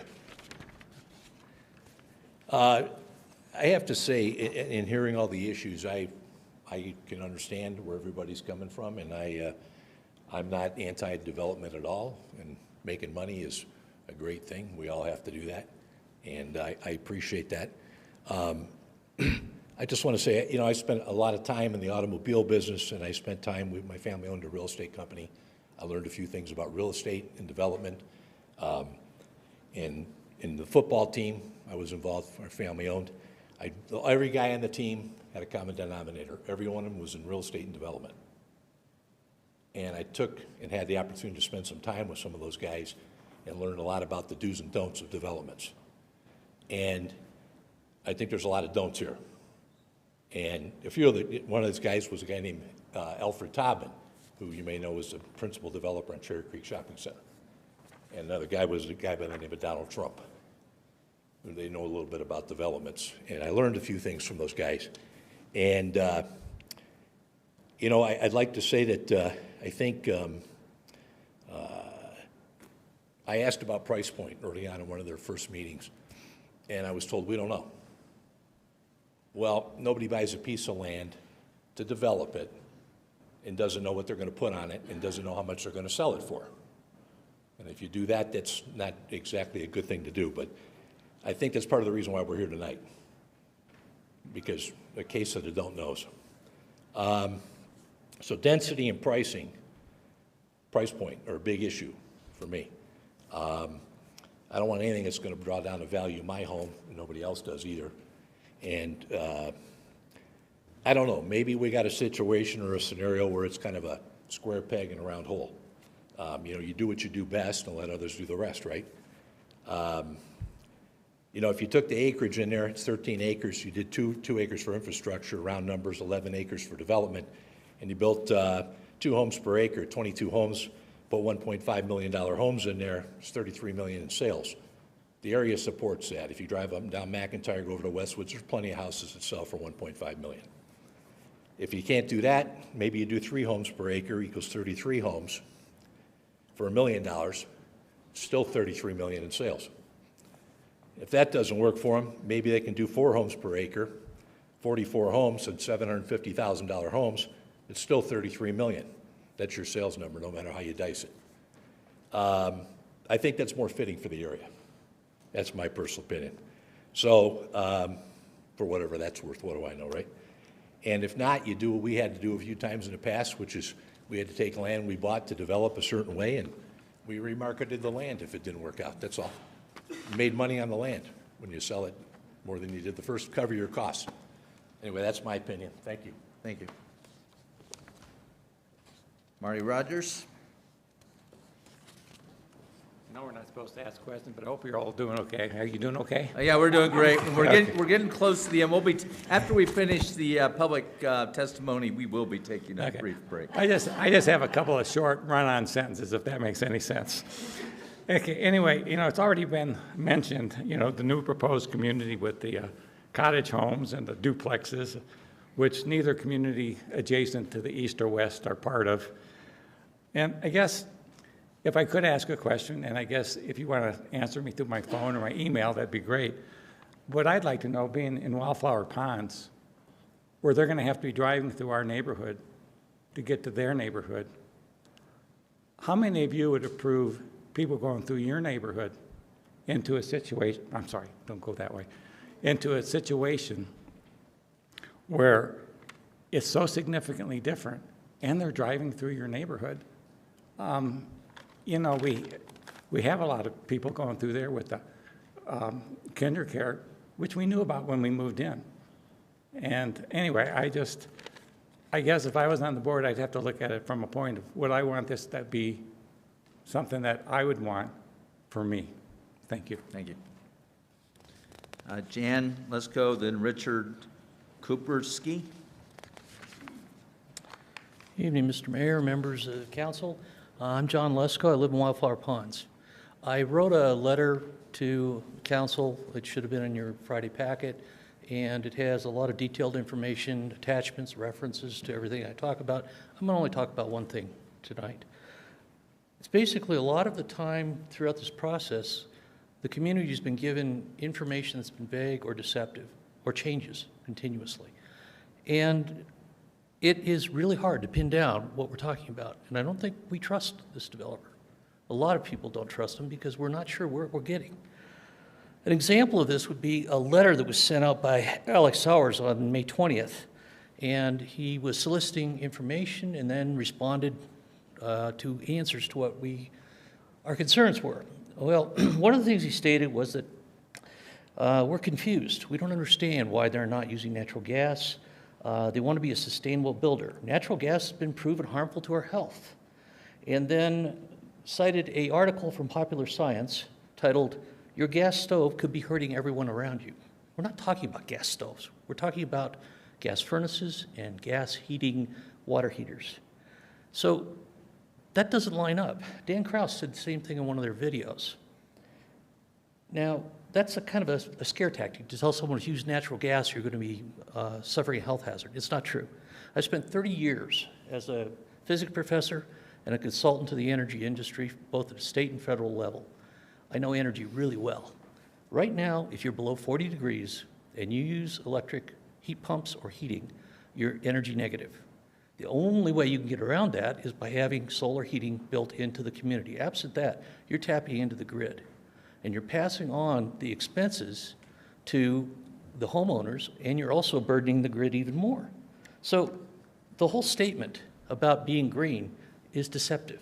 It's not accurate. There are quite a few attachments and references again in my letter that substantiate what I'm saying. I'm giving you facts. They're based on scientific journals, not rhetoric, not hand-waving. If more of this was based in fact, then it would be easier to make decisions. Unfortunately, it isn't.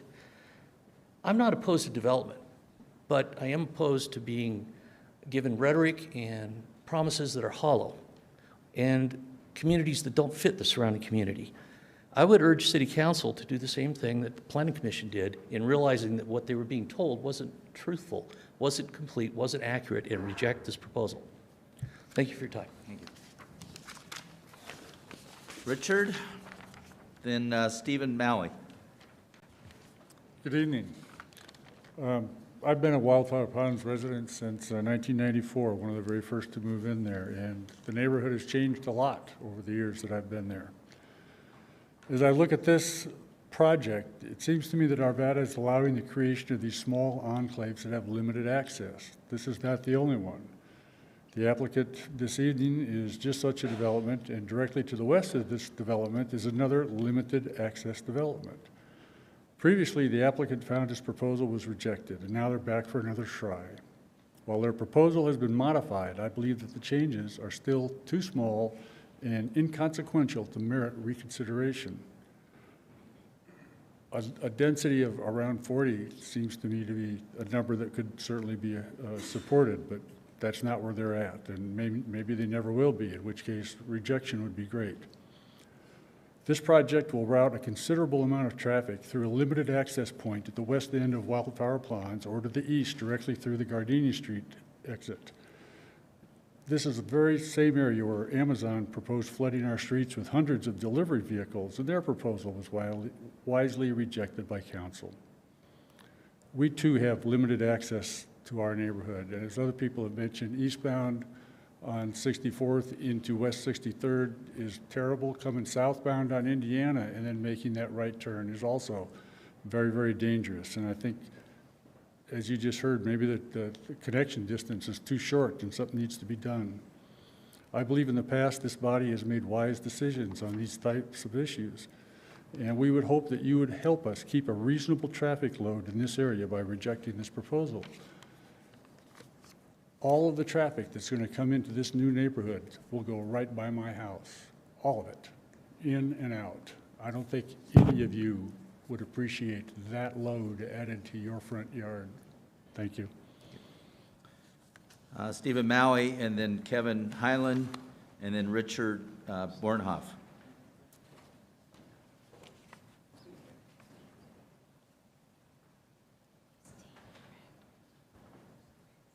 Thank you for having the opportunity to speak. I actually marked that I wasn't going to say anything, but that's all right.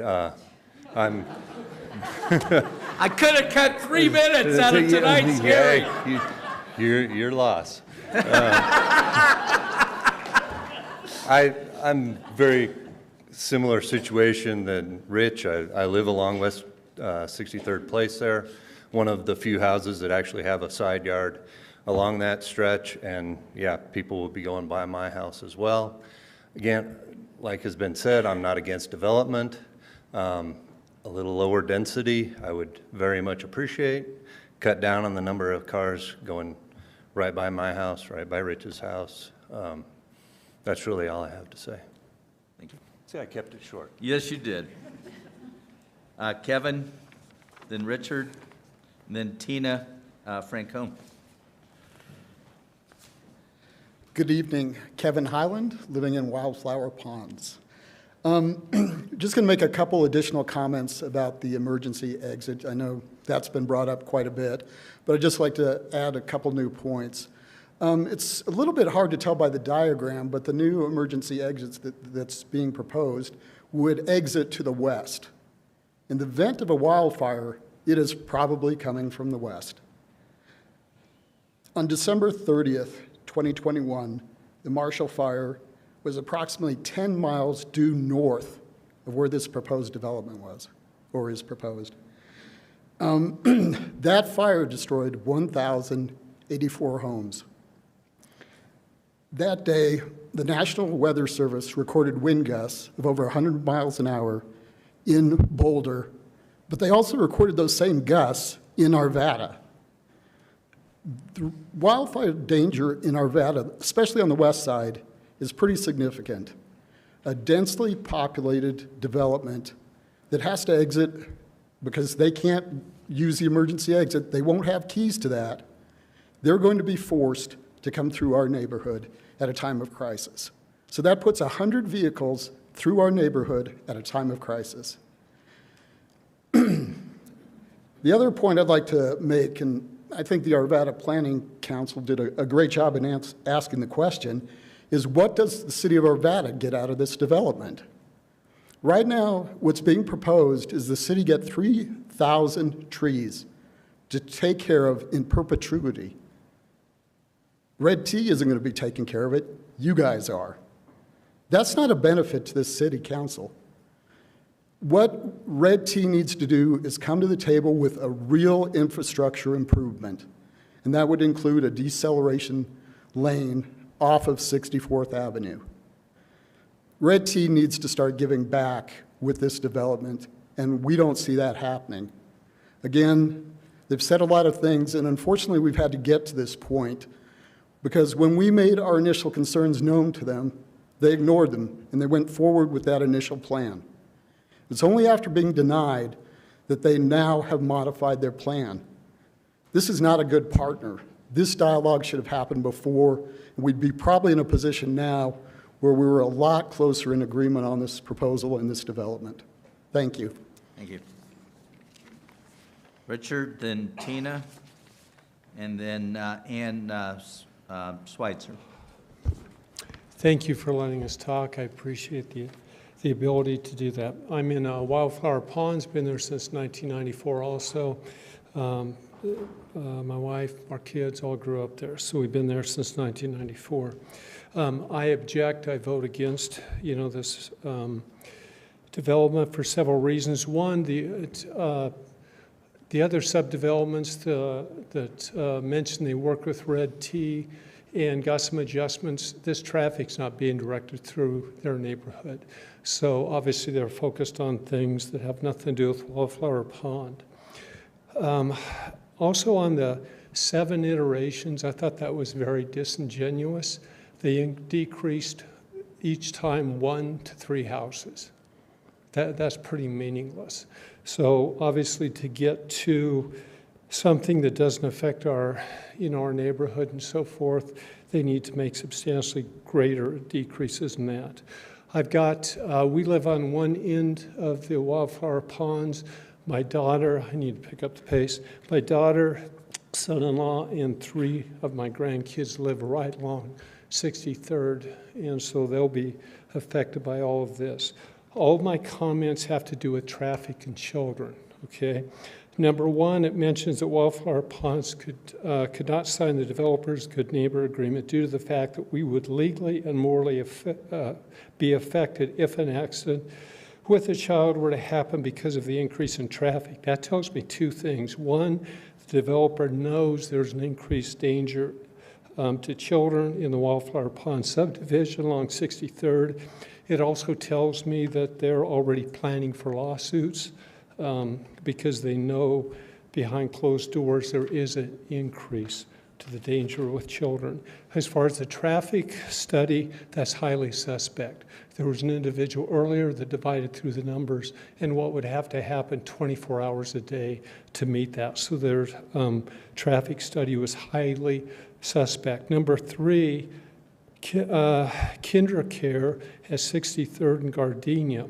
When they have events, the parents and children park along 63rd for 1 to 2 blocks.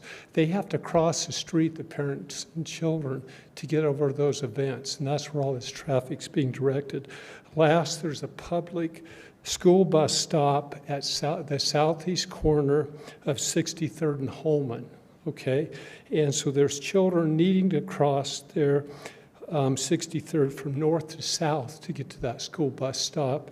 And then there's children that need to cross from Holman from west to east to get there. This is all about children, safety, and traffic. Thank you. I got 3 seconds left. Thank you.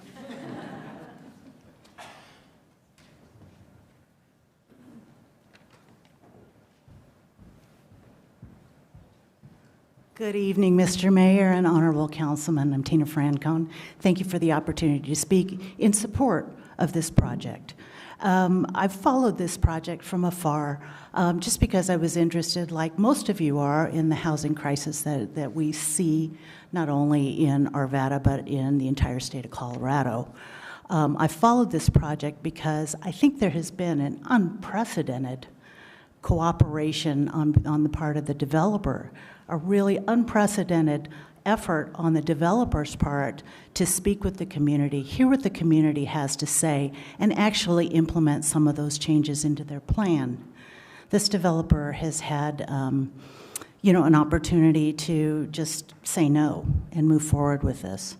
They've had dozens of conversations with the community, listened to what they had to hear, and really implemented those. So I can't say enough about the developer. I know there are some people here that don't believe it's enough. But if you look at what's surrounding there and I believe this project is consistent with the community plan and what the community had envisioned for this area here. Anecdotally, there are comments from the public to discuss traffic and gates and fire and all those very important issues. But your own staff recommends approval of this. And these experts have looked at the issues, they've consulted other experts, and concluded that this project is worthy of your approval. So I would ask that you do the same. So thank you so much. Thank you. Ann? You requested the right to speak last, and I have honored that. I really appreciate that, Mayor. Thank you so much. My name is Ann Schweitzer. I'm from Wildflower Ponds. I currently serve as the HOA Board President. And I'm going to give this water bottle back to Rick when he... So, I'd like to share something. We believe that this rezone application does not meet criteria 3. We believe that the existing infrastructure does not meet the need of this development because of the traffic configuration, not because of the numbers. We understand the city staff has deemed this a collector street. So West 63rd Place is the hotbed of contention in this scenario. There are also minor collector streets as defined in the city planning manual. I would deem West 63rd a minor collector street.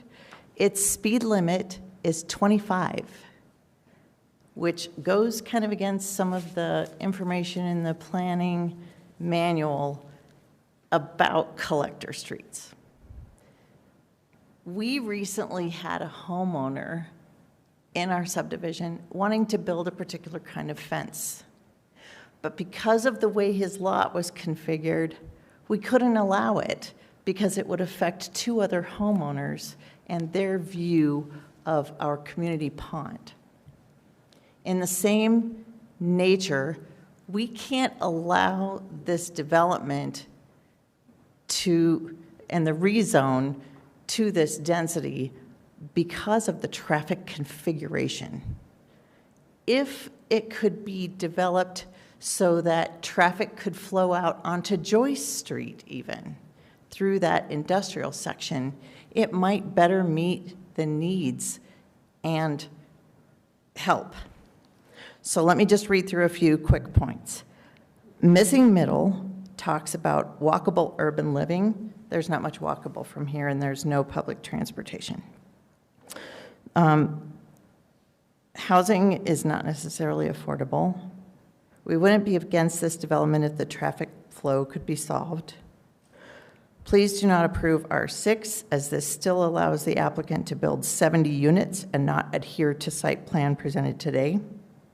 The Lakes at Westwood's concerns are completely separate from Wildflower Ponds'.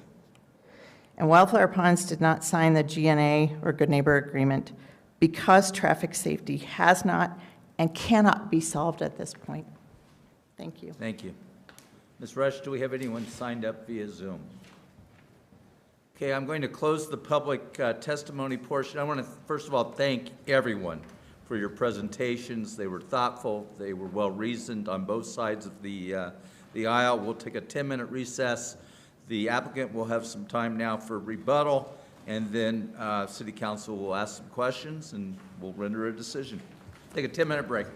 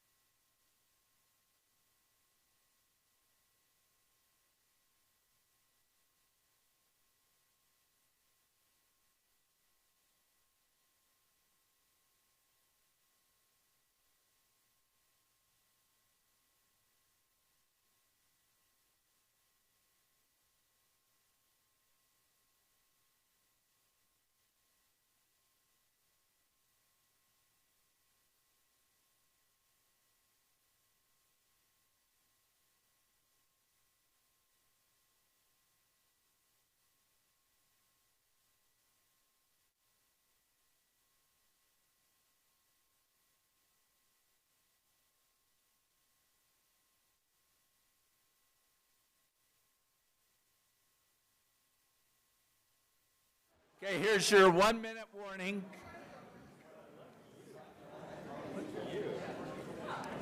Go ahead, take all my food.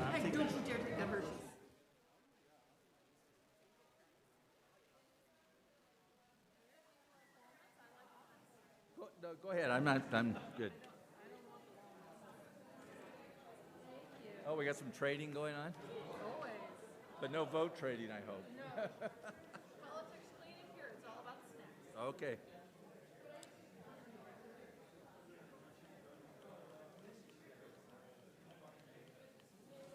Are you wanting the motion?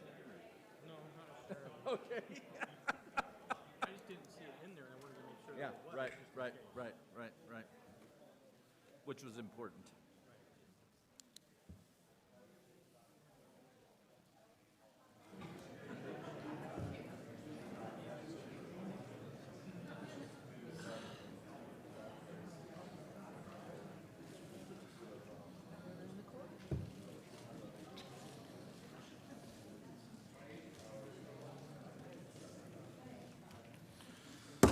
Okay, I'll reconvene the Arvada City Council for August 15th, 2022. I'll give an opportunity for the applicant to make some rebuttal.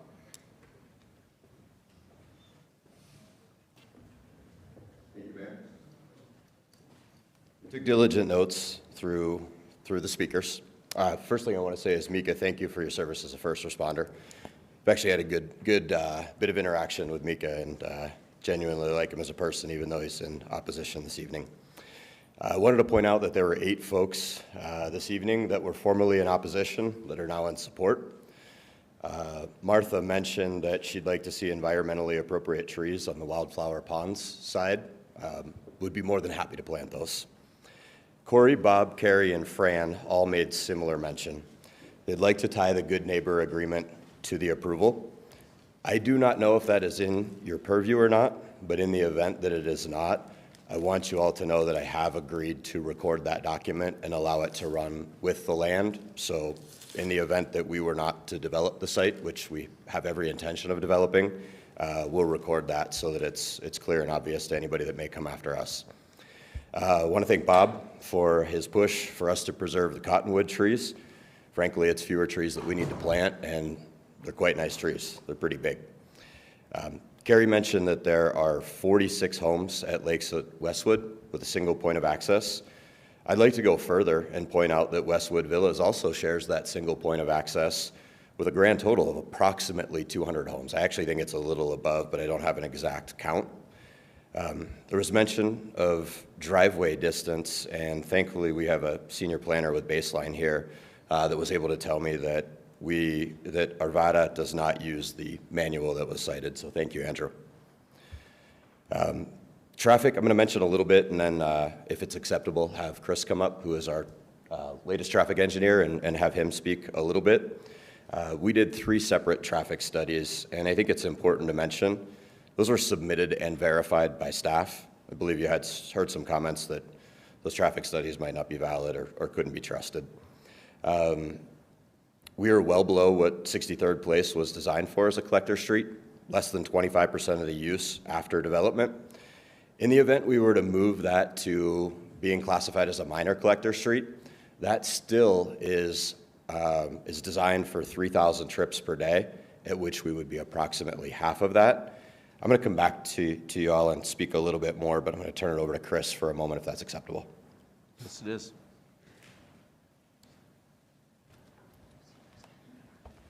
Thank you. My name is Chris McGranahan. I'm with LSC Transportation Consultants in Denver, Colorado, 80206. We were brought on board to do kind of after a planning commission decision, to kind of do a review of the traffic work that was done, look at the process with this coordinating with city staff, look at the reports, just basically give it a second look, just second opinion, just to make sure everyone was looking at it correctly. So one of the first things we verified was the drop in unit count from what was in the traffic study earlier this year, and that's been documented tonight several times, so I won't belabor the point, but it's about over a 20% drop in trips from what Planning Commission reviewed. That's the first finding we had. The second finding was the traffic studies that were done previously all showed that all the intersections in the study area would operate at an acceptable level of service, C or better, through 2040. That was before we dropped the units. So if that were to be redone, the level of service would get marginally better. Not a lot better because our impact's pretty small, but that impact would go down. We also looked at access because, that was one of the big things we've heard about tonight is which way does this property get access? If you look to the southwest, there's an existing residential development, but all the roads have back-out driveways, so they're all local streets. If you go northwest, where our emergency access is currently, it's non-compatible land use with residential. It's a mix of non-residential uses.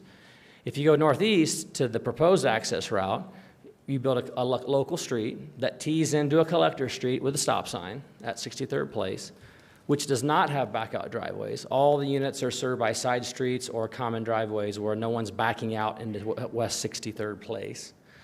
And then that road connects to the arterial, 64th Avenue, in two places, a right in, right out on the west and a full movement signal on the east.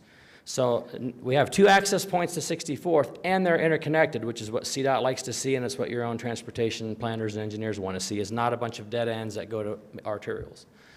So we noticed that. And we heard a lot of concerns tonight about the right in from 64th at the right in, right out. That's a redundant movement for this area. In other words, if you go to the east to Gardenia, there's a signal there with the right turn decel lane. So if you're uncomfortable making that right turn at the right and right out, you can go down to the next intersection and have a right turn lane and a traffic signal. If we were to coordinate with CDOT, and I think a right turn lane would be very difficult at that right in, right out because of the wall and some other issues that are there. So it may be that coordination with CDOT, that access becomes a right out only. The residents have claimed it's dangerous without us doing anything. So I think it's probably fine, but if that is the concern, that could be converted to right out and then still have the full movement traffic signal to the east. So we feel like this project's access from local to collector to arterial is appropriate. It's got redundant access to the arterial with the two connections of West 63rd Place. No one has a back-out driveway that I could see. I drove up and down it, looked at an aerial photo. No back-out driveways on that road. So when you drive by someone's house, you're not driving by their driveway that they're trying to back out of or getting their mail from. You're driving by the collector that goes by their house. So my neighborhood in Westminster, I live on a cul-de-sac with 15 homes. There's a collector next to my house. There's a lot of traffic on that collector, but my road is a local street. So when I back out of my driveway, it works pretty well. That's what will happen here. These folks aren't going to have trouble backing out of their driveway because there's another 50 homes in the neighborhood. Just want to make sure. I have some other things I could talk about, but I think those are the main things I wanted to focus on is less impact than Planning Commission looked at, better access with the actual emergency access to the west, and then the public access that we have is a single point until you get to West 63rd, then there's two, going west and going east. So those are the main things I wanted to focus on. I'm going to turn it back over to Nathan. Thank you. Thank you, Chris. There was mention that there was a feeling we did not meet criteria 3 with regard to traffic. I do believe Chris cleared that up. One thing Heidi did mention, she cited a 70-30 rule of detached to attached housing. I've had a broker's license for 18 years. I've been a managing broker for quite some time. I don't remember when I got that designation, but it was probably close to 10 years ago. I look at the cottage homes as detached single-family homes. They simply are not attached to anything. They happen to be on smaller lots, and they're placed a little tighter together. But in considering those detached single-family homes, our site happens to be 63% detached, so pretty darn close to that 70-30 rule that was cited. A gentleman by the name of Paul mentioned groundwater. We have done soil studies. I do want you all to know that we will not have basements. We do understand that the groundwater is present. We intend to construct the homes on piers as well. It's a more expensive foundation system in situations like this. There was also some concern of water traveling from Howard Ranch over to Wildflower Ponds. We do have 2x the requirement for detention, and the Croak Canal happens to separate the two neighborhoods. And again, we're about 250 feet from our closest house to the closest house in Wildflower Ponds. Tina mentioned a housing crisis, an inventory crisis, and I wish I had put that in my presentation. She is absolutely right. We need more housing in Arvada. We need more housing in the state of Colorado. Ann mentioned 63rd Place as a maybe shouldn't be designated as a collector street. I might have mentioned this already, and in the event I didn't, if I've ever done it, my apologies. But even a minor collector, that is designed for 3,000 trips per day. We're going to be roughly half that with what's happening at Wildflower Ponds, plus the impact of a future development of Howard Ranch. There was also someone that brought up the term affordable, and I wanted to be really clear. This is not an affordable housing project. We look at 70% of this site as being attainably priced housing and necessary housing for the city of Arvada. I also want to reiterate that we tried many times with Wildflower Ponds to put a good neighbor agreement in place, limiting the density to 54 units, amongst a few other things that were on the table for discussion.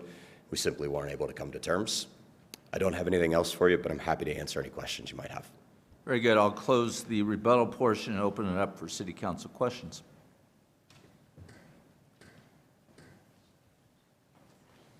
Mr. Marriott.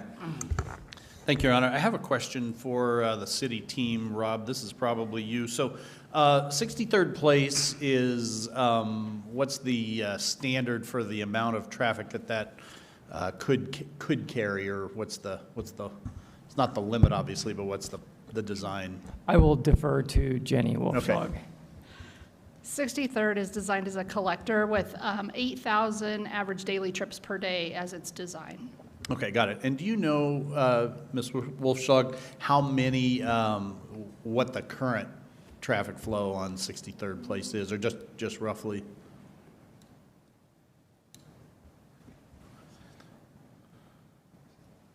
Currently, it looks like there's about 465 average daily trips. Okay, and then this proposed development would add what? This proposed development would add approximately 40 trips per day. Okay. Nope, I'm sorry, hold on. Wrong number. Okay. The street currently has approximately 2,045. Okay. And this development would add 465 per day. It would add approximately 40 in the peak hour. Got it. Okay. All right. Perfect. Thank you. I believe that's all I have. Mr. Jones? So obviously I appreciate all the comments, but I want to focus on the safety aspect. And so if maybe someone from the team could share with us, how does the fire department view the access point and the other mitigating factors that are with sprinklers and all of that with respect to the gentleman who's a firefighter and his kind of real life experience? Can you just share with us how does the fire inspector look at this, or whoever's looking at this at the fire department, and how do they arrive at their determination that it's safe? The fire marshals is a referral agency that, well, our fire protection district is, and the fire marshal, works closely with us throughout the project. And he, as I believe the applicant indicated, he felt comfortable with the single point of access with no secondary access, as long as all the homes were sprinklered. And so the additional access, of course, he was even happier with. But his main point was he really wanted the sprinkler. Those were his thoughts. In talking with him, he also stated that he felt an actual developed parcel of land with irrigated lawns and modern construction techniques with homes would actually be less prone to fire than a dry open space that just has grass and trees. Okay. Thank you. That's the only question I have for right now. Ms. Simpson? Thank you. Actually, I wanted to just clarify with Mr. Marriott. So I want to make sure I have my numbers correct. So currently there is existing 2,045 trips per day, and this is anticipated to add 465 for a total of 2,510, correct? Yes. And a minor collector street, what is the considered threshold for that? I remember our traffic engineer gave us that number, but I didn't recall it. It's 8,000 trips per day. On a collector street. Oh, a minor collector Minor would be collectors. 3,000. This is a collector street. And in this area, just as we look forward into the future, is this the kind of final remaining parcel in this area to be developed? There's no more potential for other homes going in this immediate area? It is. To the best of our knowledge, it's the last parcel of land that would access 63rd. And the same is true of commercial. A lot has been spoken about the kinder care and the parking on the street, which I definitely sympathize with. So I want to make sure that we're not anticipating any more additional traffic in this immediate area. Okay, thank you. Mr. Mormon. Thank you, Mayor. So I want to go back to the access questions. And I realize a lot of the focus, as I understand it, has been around fire having access to the property, but I'm looking more for thinking in terms of evacuation. And so you take the Marshall Fire as the most recent example of if something like that were to occur, we have how many, I guess my first question is how many cars are we estimating that we would need to evacuate from the area, and what amount of time would that need to take given this proposal? I would like to turn that over to the applicant, but I think in the grand scheme of things, the pinch point is going to be West 64th Avenue. That's going to be the main evacuation route. And as their traffic engineer indicated, the impact that these additional homes are adding kind of to, let's call it the evacuation shed, is a relatively small number compared to what's already existing. That would be my view of it, and I would have the applicant add anything they'd like to add to that. The applicant like to address that?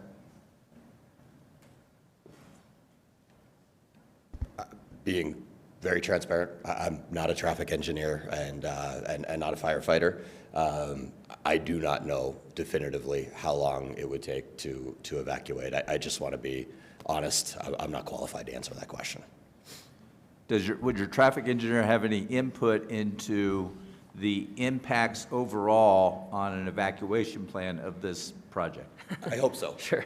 Well, as a lot of folks have mentioned, a fire is most likely to come from the west, so most likely the traffic would go east on 63rd Place and then east on 64th, which is all right turns out of our project, right.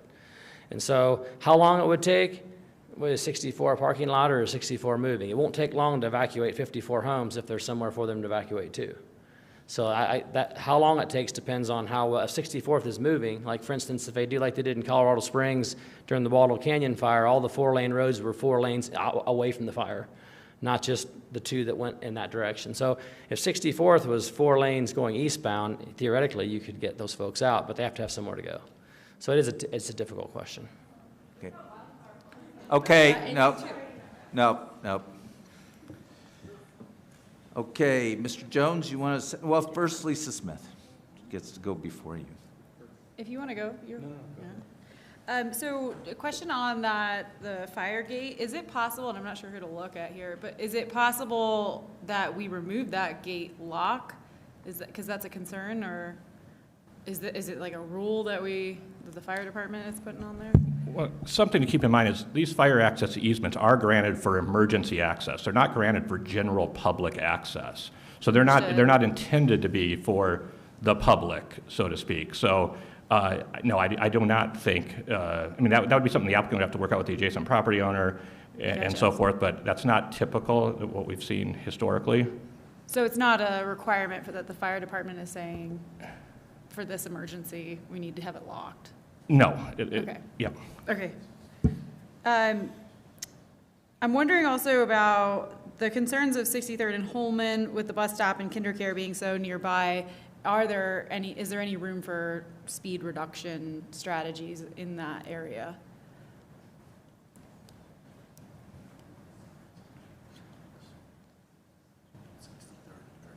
So the speed limit there is already posted at 25 miles per hour, and we do allow on-street parking there.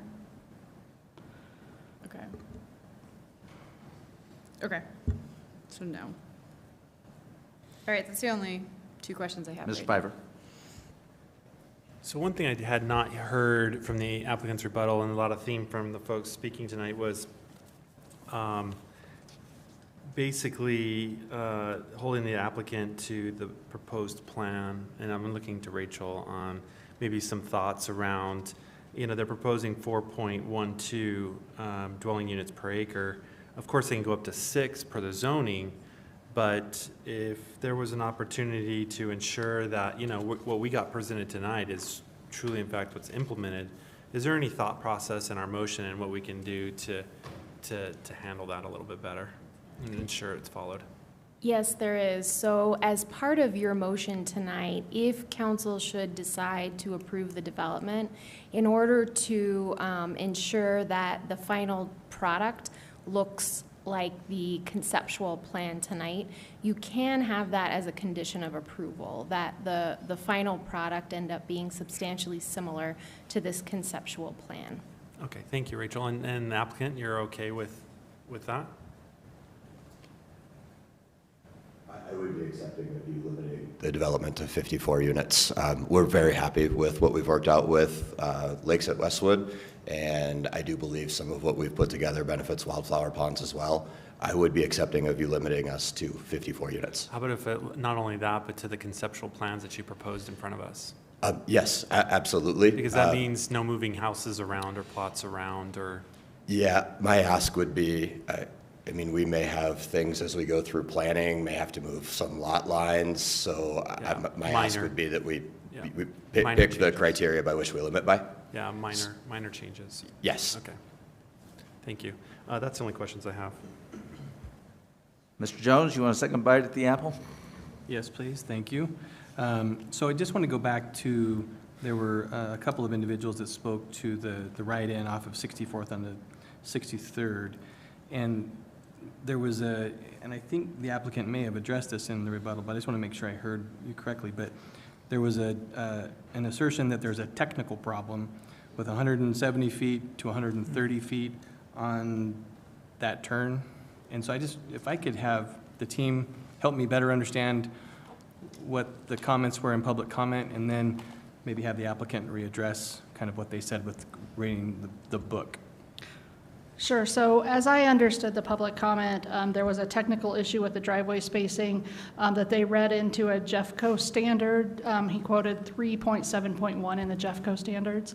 City of Arvada has our own standards. So our municipal code, section 94-156 of the Arvada Municipal Code, states that the minimum spacing distance to the access point be 100 foot. So we would be holding the applicant to Arvada standards, not Jefferson County. Thank you very much. And before I yield, I just want to make sure.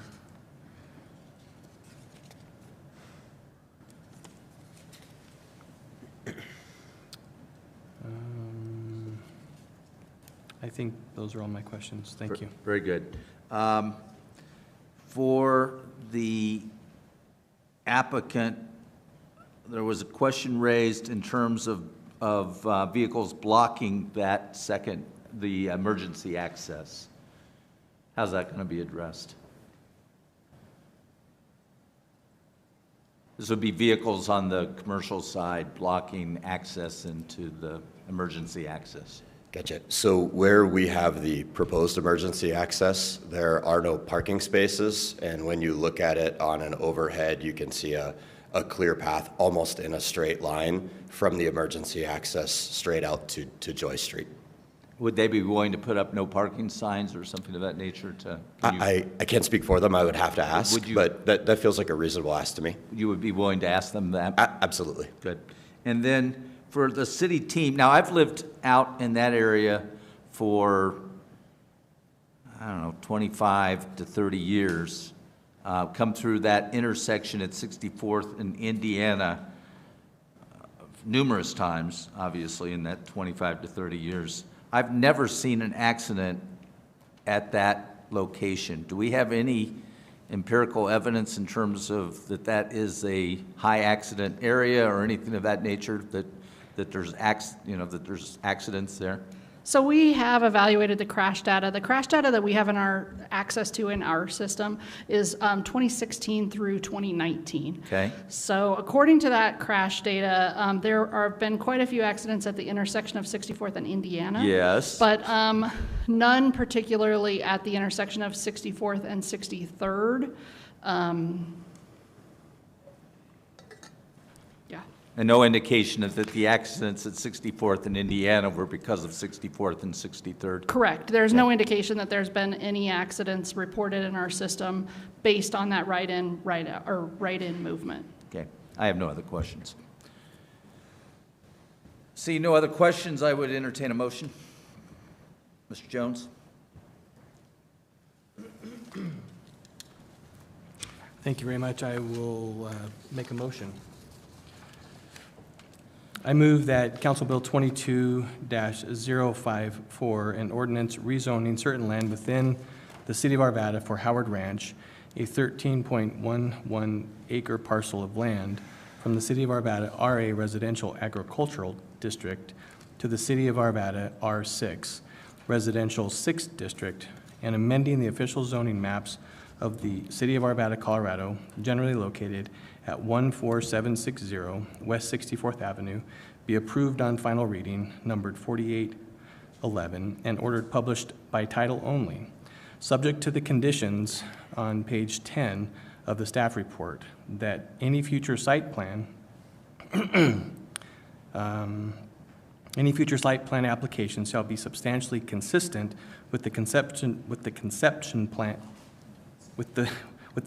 plan included in the rezoning application. This motion is based on the findings of facts on pages 9 and 10 of the staff report, and I'll just speak to the motion. Before you do that, would you accept a friendly amendment that there be no more than 54 dwelling units constructed? Absolutely. Okay. So with no more than 54 dwelling units during the application process. Is that okay, Ms. Morris? Stated that way? That is okay. Thank you. Speak to your motion. Thank you very much. So first of all, I'd like to thank everyone who came and to speak on this project. And I listened carefully to all of the comments, and I get that those things that are in Lakes of Westwoods and those things that are happening in no wildfires.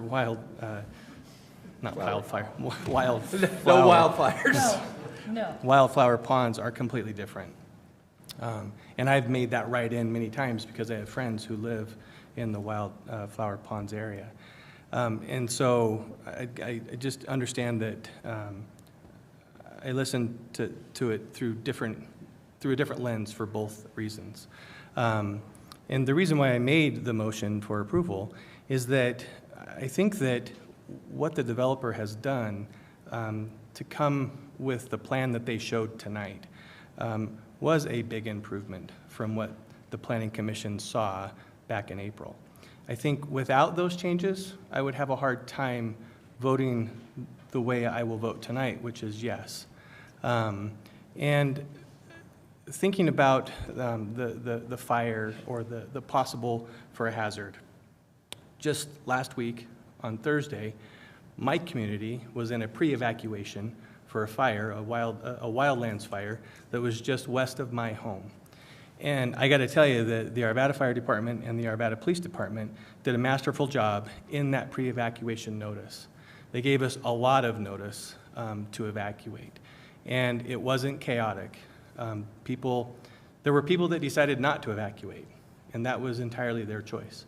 And they talked with the police department, and there was a huge amount of police presence there to direct traffic, as it were. So having not had that experience last Friday or Thursday, whatever day it was, I might have thought differently about the conversation tonight. But having just lived through it and knowing that where I live, there are single points of access with emergency access for this particular thing, I get it now. I understand how it works and why it's designed that way, which is why I asked the question around the fire access. So I applaud the work of the community. I think it's important to have these community conversations. so that you can get the best possible product that can be developed in your backyard. And so thank you to the community, and I really appreciate the applicant and the work that you did to listen. And I get that you're not going to be able to solve every single problem 100%, but I appreciate the effort that you made. And I have confidence in our staff, in our team, in the work that they've done to review this application to ensure that we're not going to overburden 63rd, that based on the current traffic that's there today and the load that will be added through this project, if it's approved tonight, that it won't be a huge burden to 63rd or to the surrounding community. But I also believe that these homes will help the surrounding local businesses and the efforts for them to continue to stay in business. So for all of those reasons, I will be voting for approval. Mr. Marriott. Thank you, Your Honor. I want to make a couple comments as well. So the first thing I'll comment on is one of the main expressed concerns that I've heard tonight is the traffic, particularly on 63rd Place. And I'll note that given its current definition and configuration, that street carries about a quarter of the traffic that it's designed to carry. Now, I realize given its situation, there was never the prediction that it would carry the full amount that it's capable of, but other streets like that do. And this new development will potentially add about 5% to the carrying capacity of that street. It's really a very small change there. Even if that were a much smaller, street, smaller design differently street, between the existing traffic and the proposed new traffic would still stay, below that. So I absolutely get the fear of traffic in your neighborhood. I live it every day in my neighborhood, and I understand it. But I think in this particular case, there's really not much to be fearful there, and I believe it will be accommodated very, very easily. Second thing that I think I heard tonight as far as concerns here, it's kind of the mix of housing within this development. And, me not being a developer, I might very well, had this been my development to do, done just exactly like Mr. Spedding suggested, and developed a smaller number of bigger, more expensive houses or some mix there within. However, for us doing a rezoning, those aren't the things that we consider. And also, I'll have to note that after taking a tour of some new housing being built around the Denver metro area this year, that I witnessed situations very much like this, where it was a mix of housing within a tight community. And honestly, it really was eye-opening, changed very much what I thought of this on first blush. And the stuff I witnessed was very, very good, and it sounds to me like this applicant has full intentions of doing really, really good stuff with this. So, that's their choice given their property and their project. So, for me, as I look through this, I find that it does meet all the criteria, and because of that, I will be voting yes for this rezoning. Ms. Simpson? Thank you. So I echo many of the points of my colleagues. I'm sympathetic to where a lot of you are coming from. I too actually live on a cut-through street for a neighborhood where the houses don't match my own. In fact, they're more like your houses. They're a whole lot bigger than mine, and they cut right past my house to go up the hill. And at first, I was a little worried about it, but as a lived experience, it hasn't met the expectation of fear. And so just understanding that from, as somebody who lives it every day, and for those afraid of traffic, I ride in and out on Wadsworth. So I understand absolutely how scary those big highways are and how fast the traffic is coming, and that they don't slow down for you. So I hope you know we are hearing you. We're sympathetic. I do believe the developer has done an excellent job working with the community, bringing this proposal down to scale, looking at the perimeter houses. They are on enormous lots, 8,000 square feet. Those are going to be some very nice properties that will be very congruous with what's surrounding them. And with 54 units for an in and out, that's not a tremendous amount. We see much higher volumes of those all the time. And so I thank you all for coming out, for sharing your views. I will be voting yes, but I hope you know that you were heard. Mr. Pfeiffer. You know, I might as well go ahead and weigh in as well. I'm not going to add to what my peers have said, but I will address a few things. I appreciate the conversation around wildfires, and I too live out west by David, and I could see the Marshall Fire from my back porch. And it's a continued community conversation. It's broader than just this development right now. It's a community conversation. It's the way we plant our landscaping. It's the way we deal with evacuations. And I can assure you, with my day job, that 64th will turn into a one-way in whatever direction is safest, and Arvada PD has the authority to decide that, even on a state highway. So at the end of the day, I feel like this plan meets the concerns, and I know the hot topic between fire, first responders, police, CDOT, that evacuations are on the tip of everyone's mind and the safety of the communities. I will say it's not new news that we have communities that have one-way in and out. My last place where I lived had 113 homes with one-way in and one-way out, and that was the Valley at Rainbow Ridge on Ward Road. It's been there since 1994. I think there was a discussion at one point to put an egress there, and nobody wanted the egress. There was more opposition against the egress. And in fact, I think there was a fire egress across the river. It's how it's gotten really complicated, but it's not new. There's also another development, I believe, in north of Ward as well that has several dead ends. That's a single ingress, egress built in the 70s. So it's uncommon, and we've survived all these years with it. I think the biggest thing that I would say around evacuation is know your plan, know what you need to do, and be prepared. At the end of the day, it takes all of us to do it. We can't put it on the developer. The last thing I would say is, for Red Tea, I've done this for 11 years, and I have to say this is probably one of the first times I've really witnessed the true community engagement. I mean, from a developer. And I'm probably one of the skeptical ones with developers up here, usually. But I appreciate the fact that you took the time, you took the energy, and you're really I feel you're genuinely trying to do something good for the community. So, making those adjustments, making the 7, I've never heard of a developer doing 7 iterations of a plan. I've never heard of a developer canceling 2 council meetings with us just so you can get it right.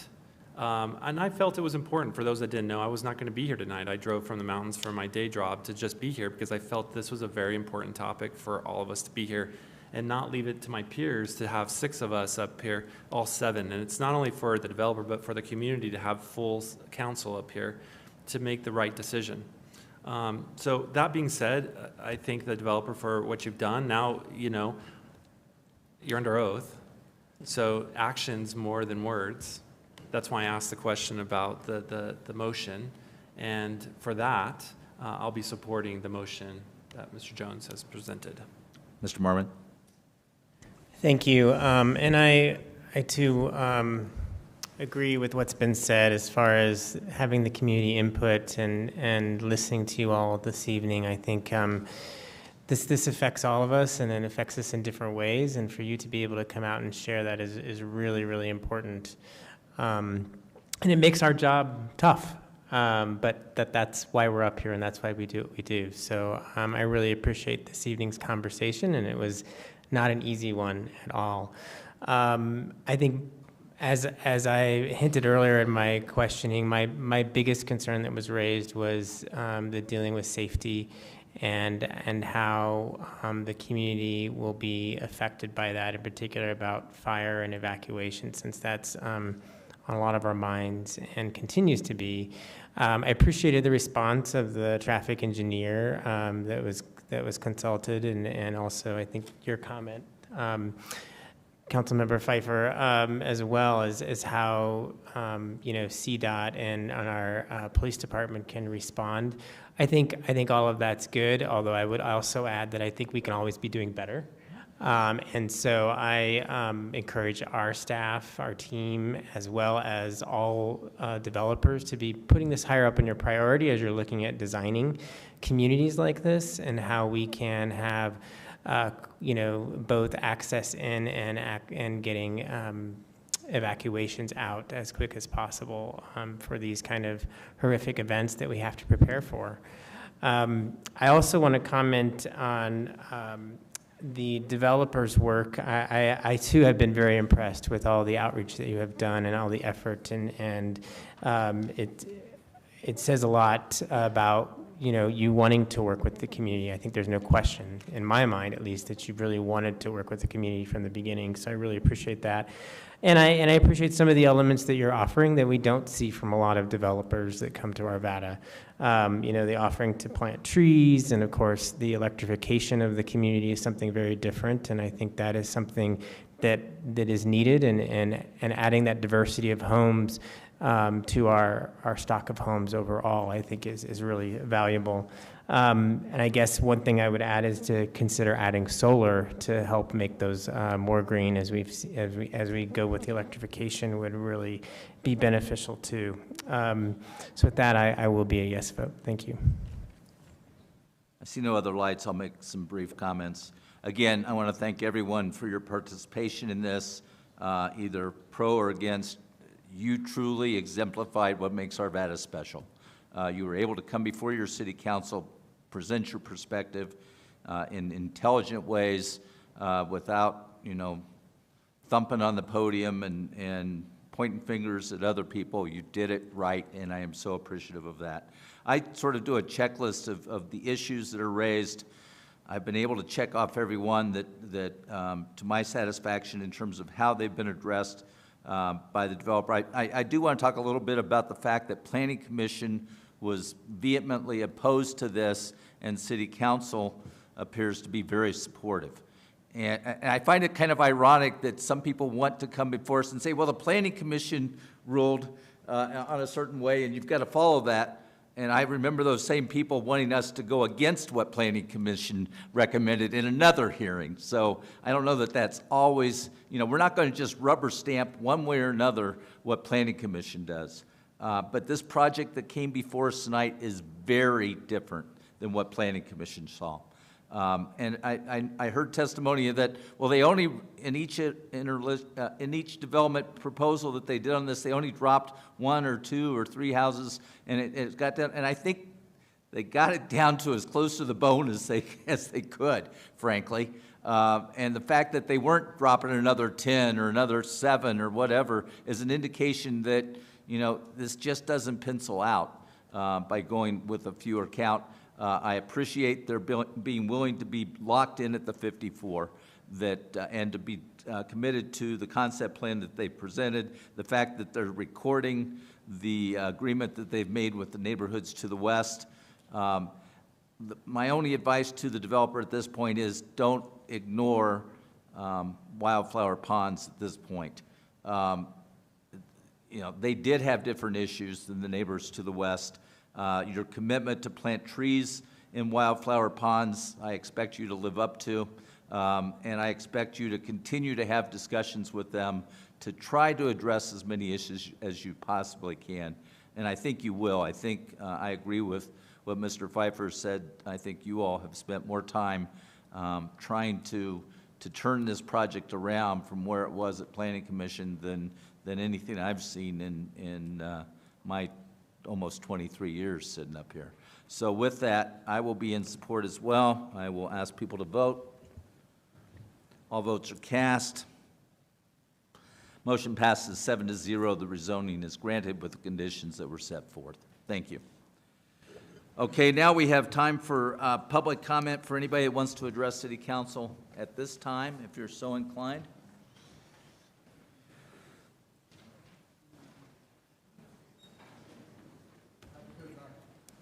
And with that, I'll close the public comment portion and turn it over to City Council for any reports they wish to make. Ms. Simpson, you're first. Thank you. So for those of you who may have kids or grandkids, we have two fantastic events happening these next few days.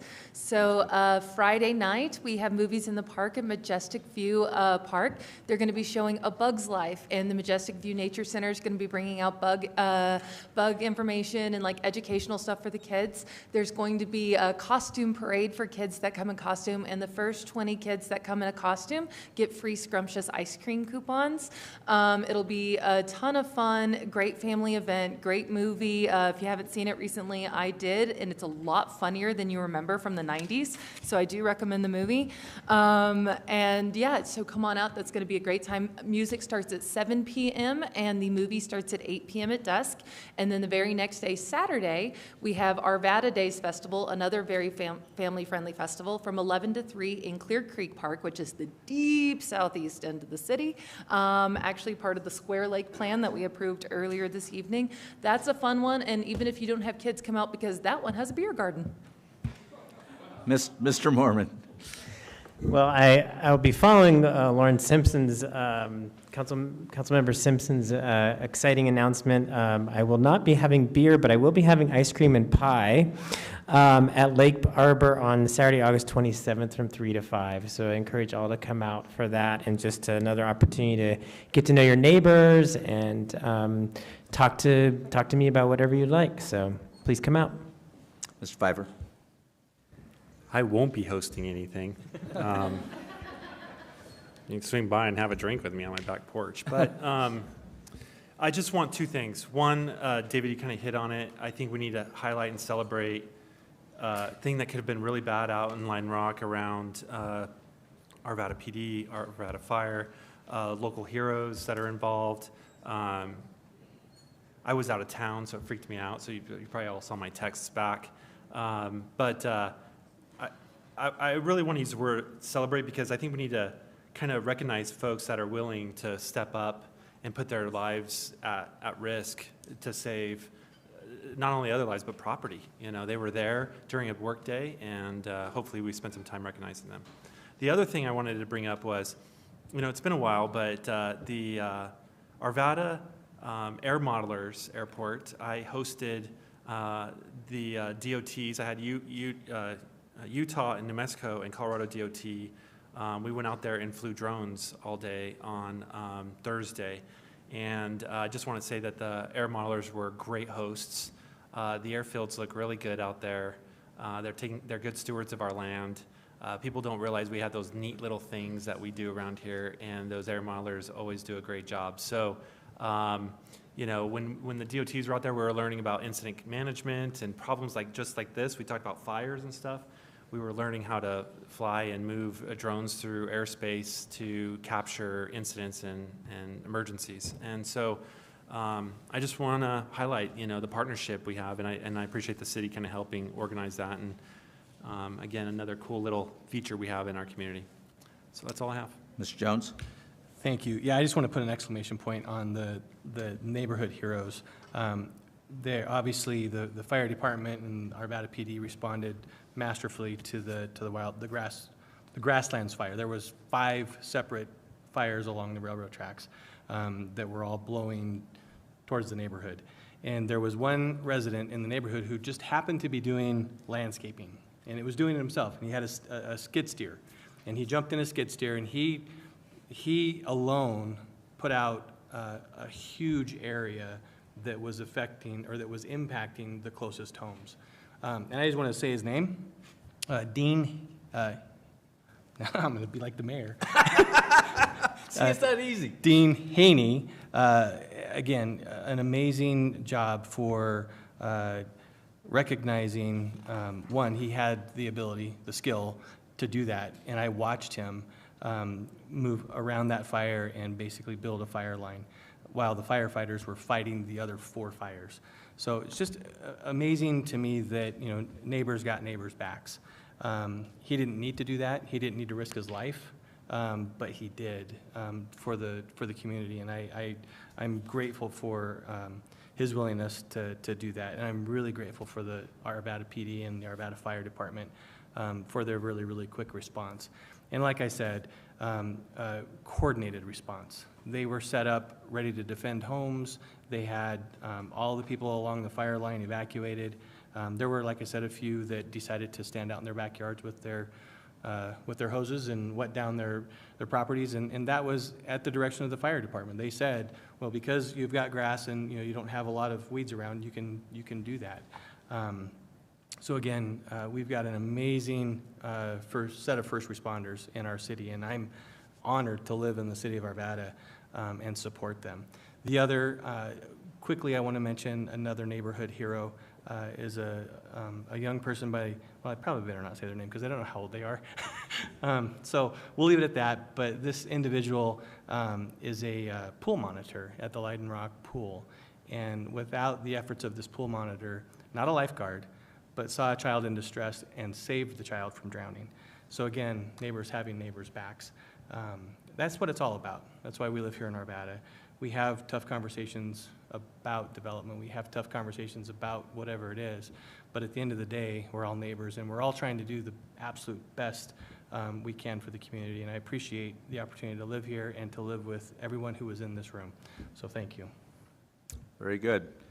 Mr. Devon, congratulations on your 9th and final amendment to your contract. Do you have any report tonight? Well, Mr. Mayor, I appreciated that you clarified that it was my 9th and final contract because I was retiring. Yes. Some people could have read other things into that. Next Monday, we have a update on our capital improvement projects, 10-year model update, and then also a summary of the transportation policy and greenhouse gas rulemaking update associated with Dr. Koch. That's our workshop next Monday. Very good. And Ms. Morris, congratulations on your 2nd amendment to your contract. Do you have anything for us tonight? I do not, Your Honor. Thank you. Very good. We stand adjourned.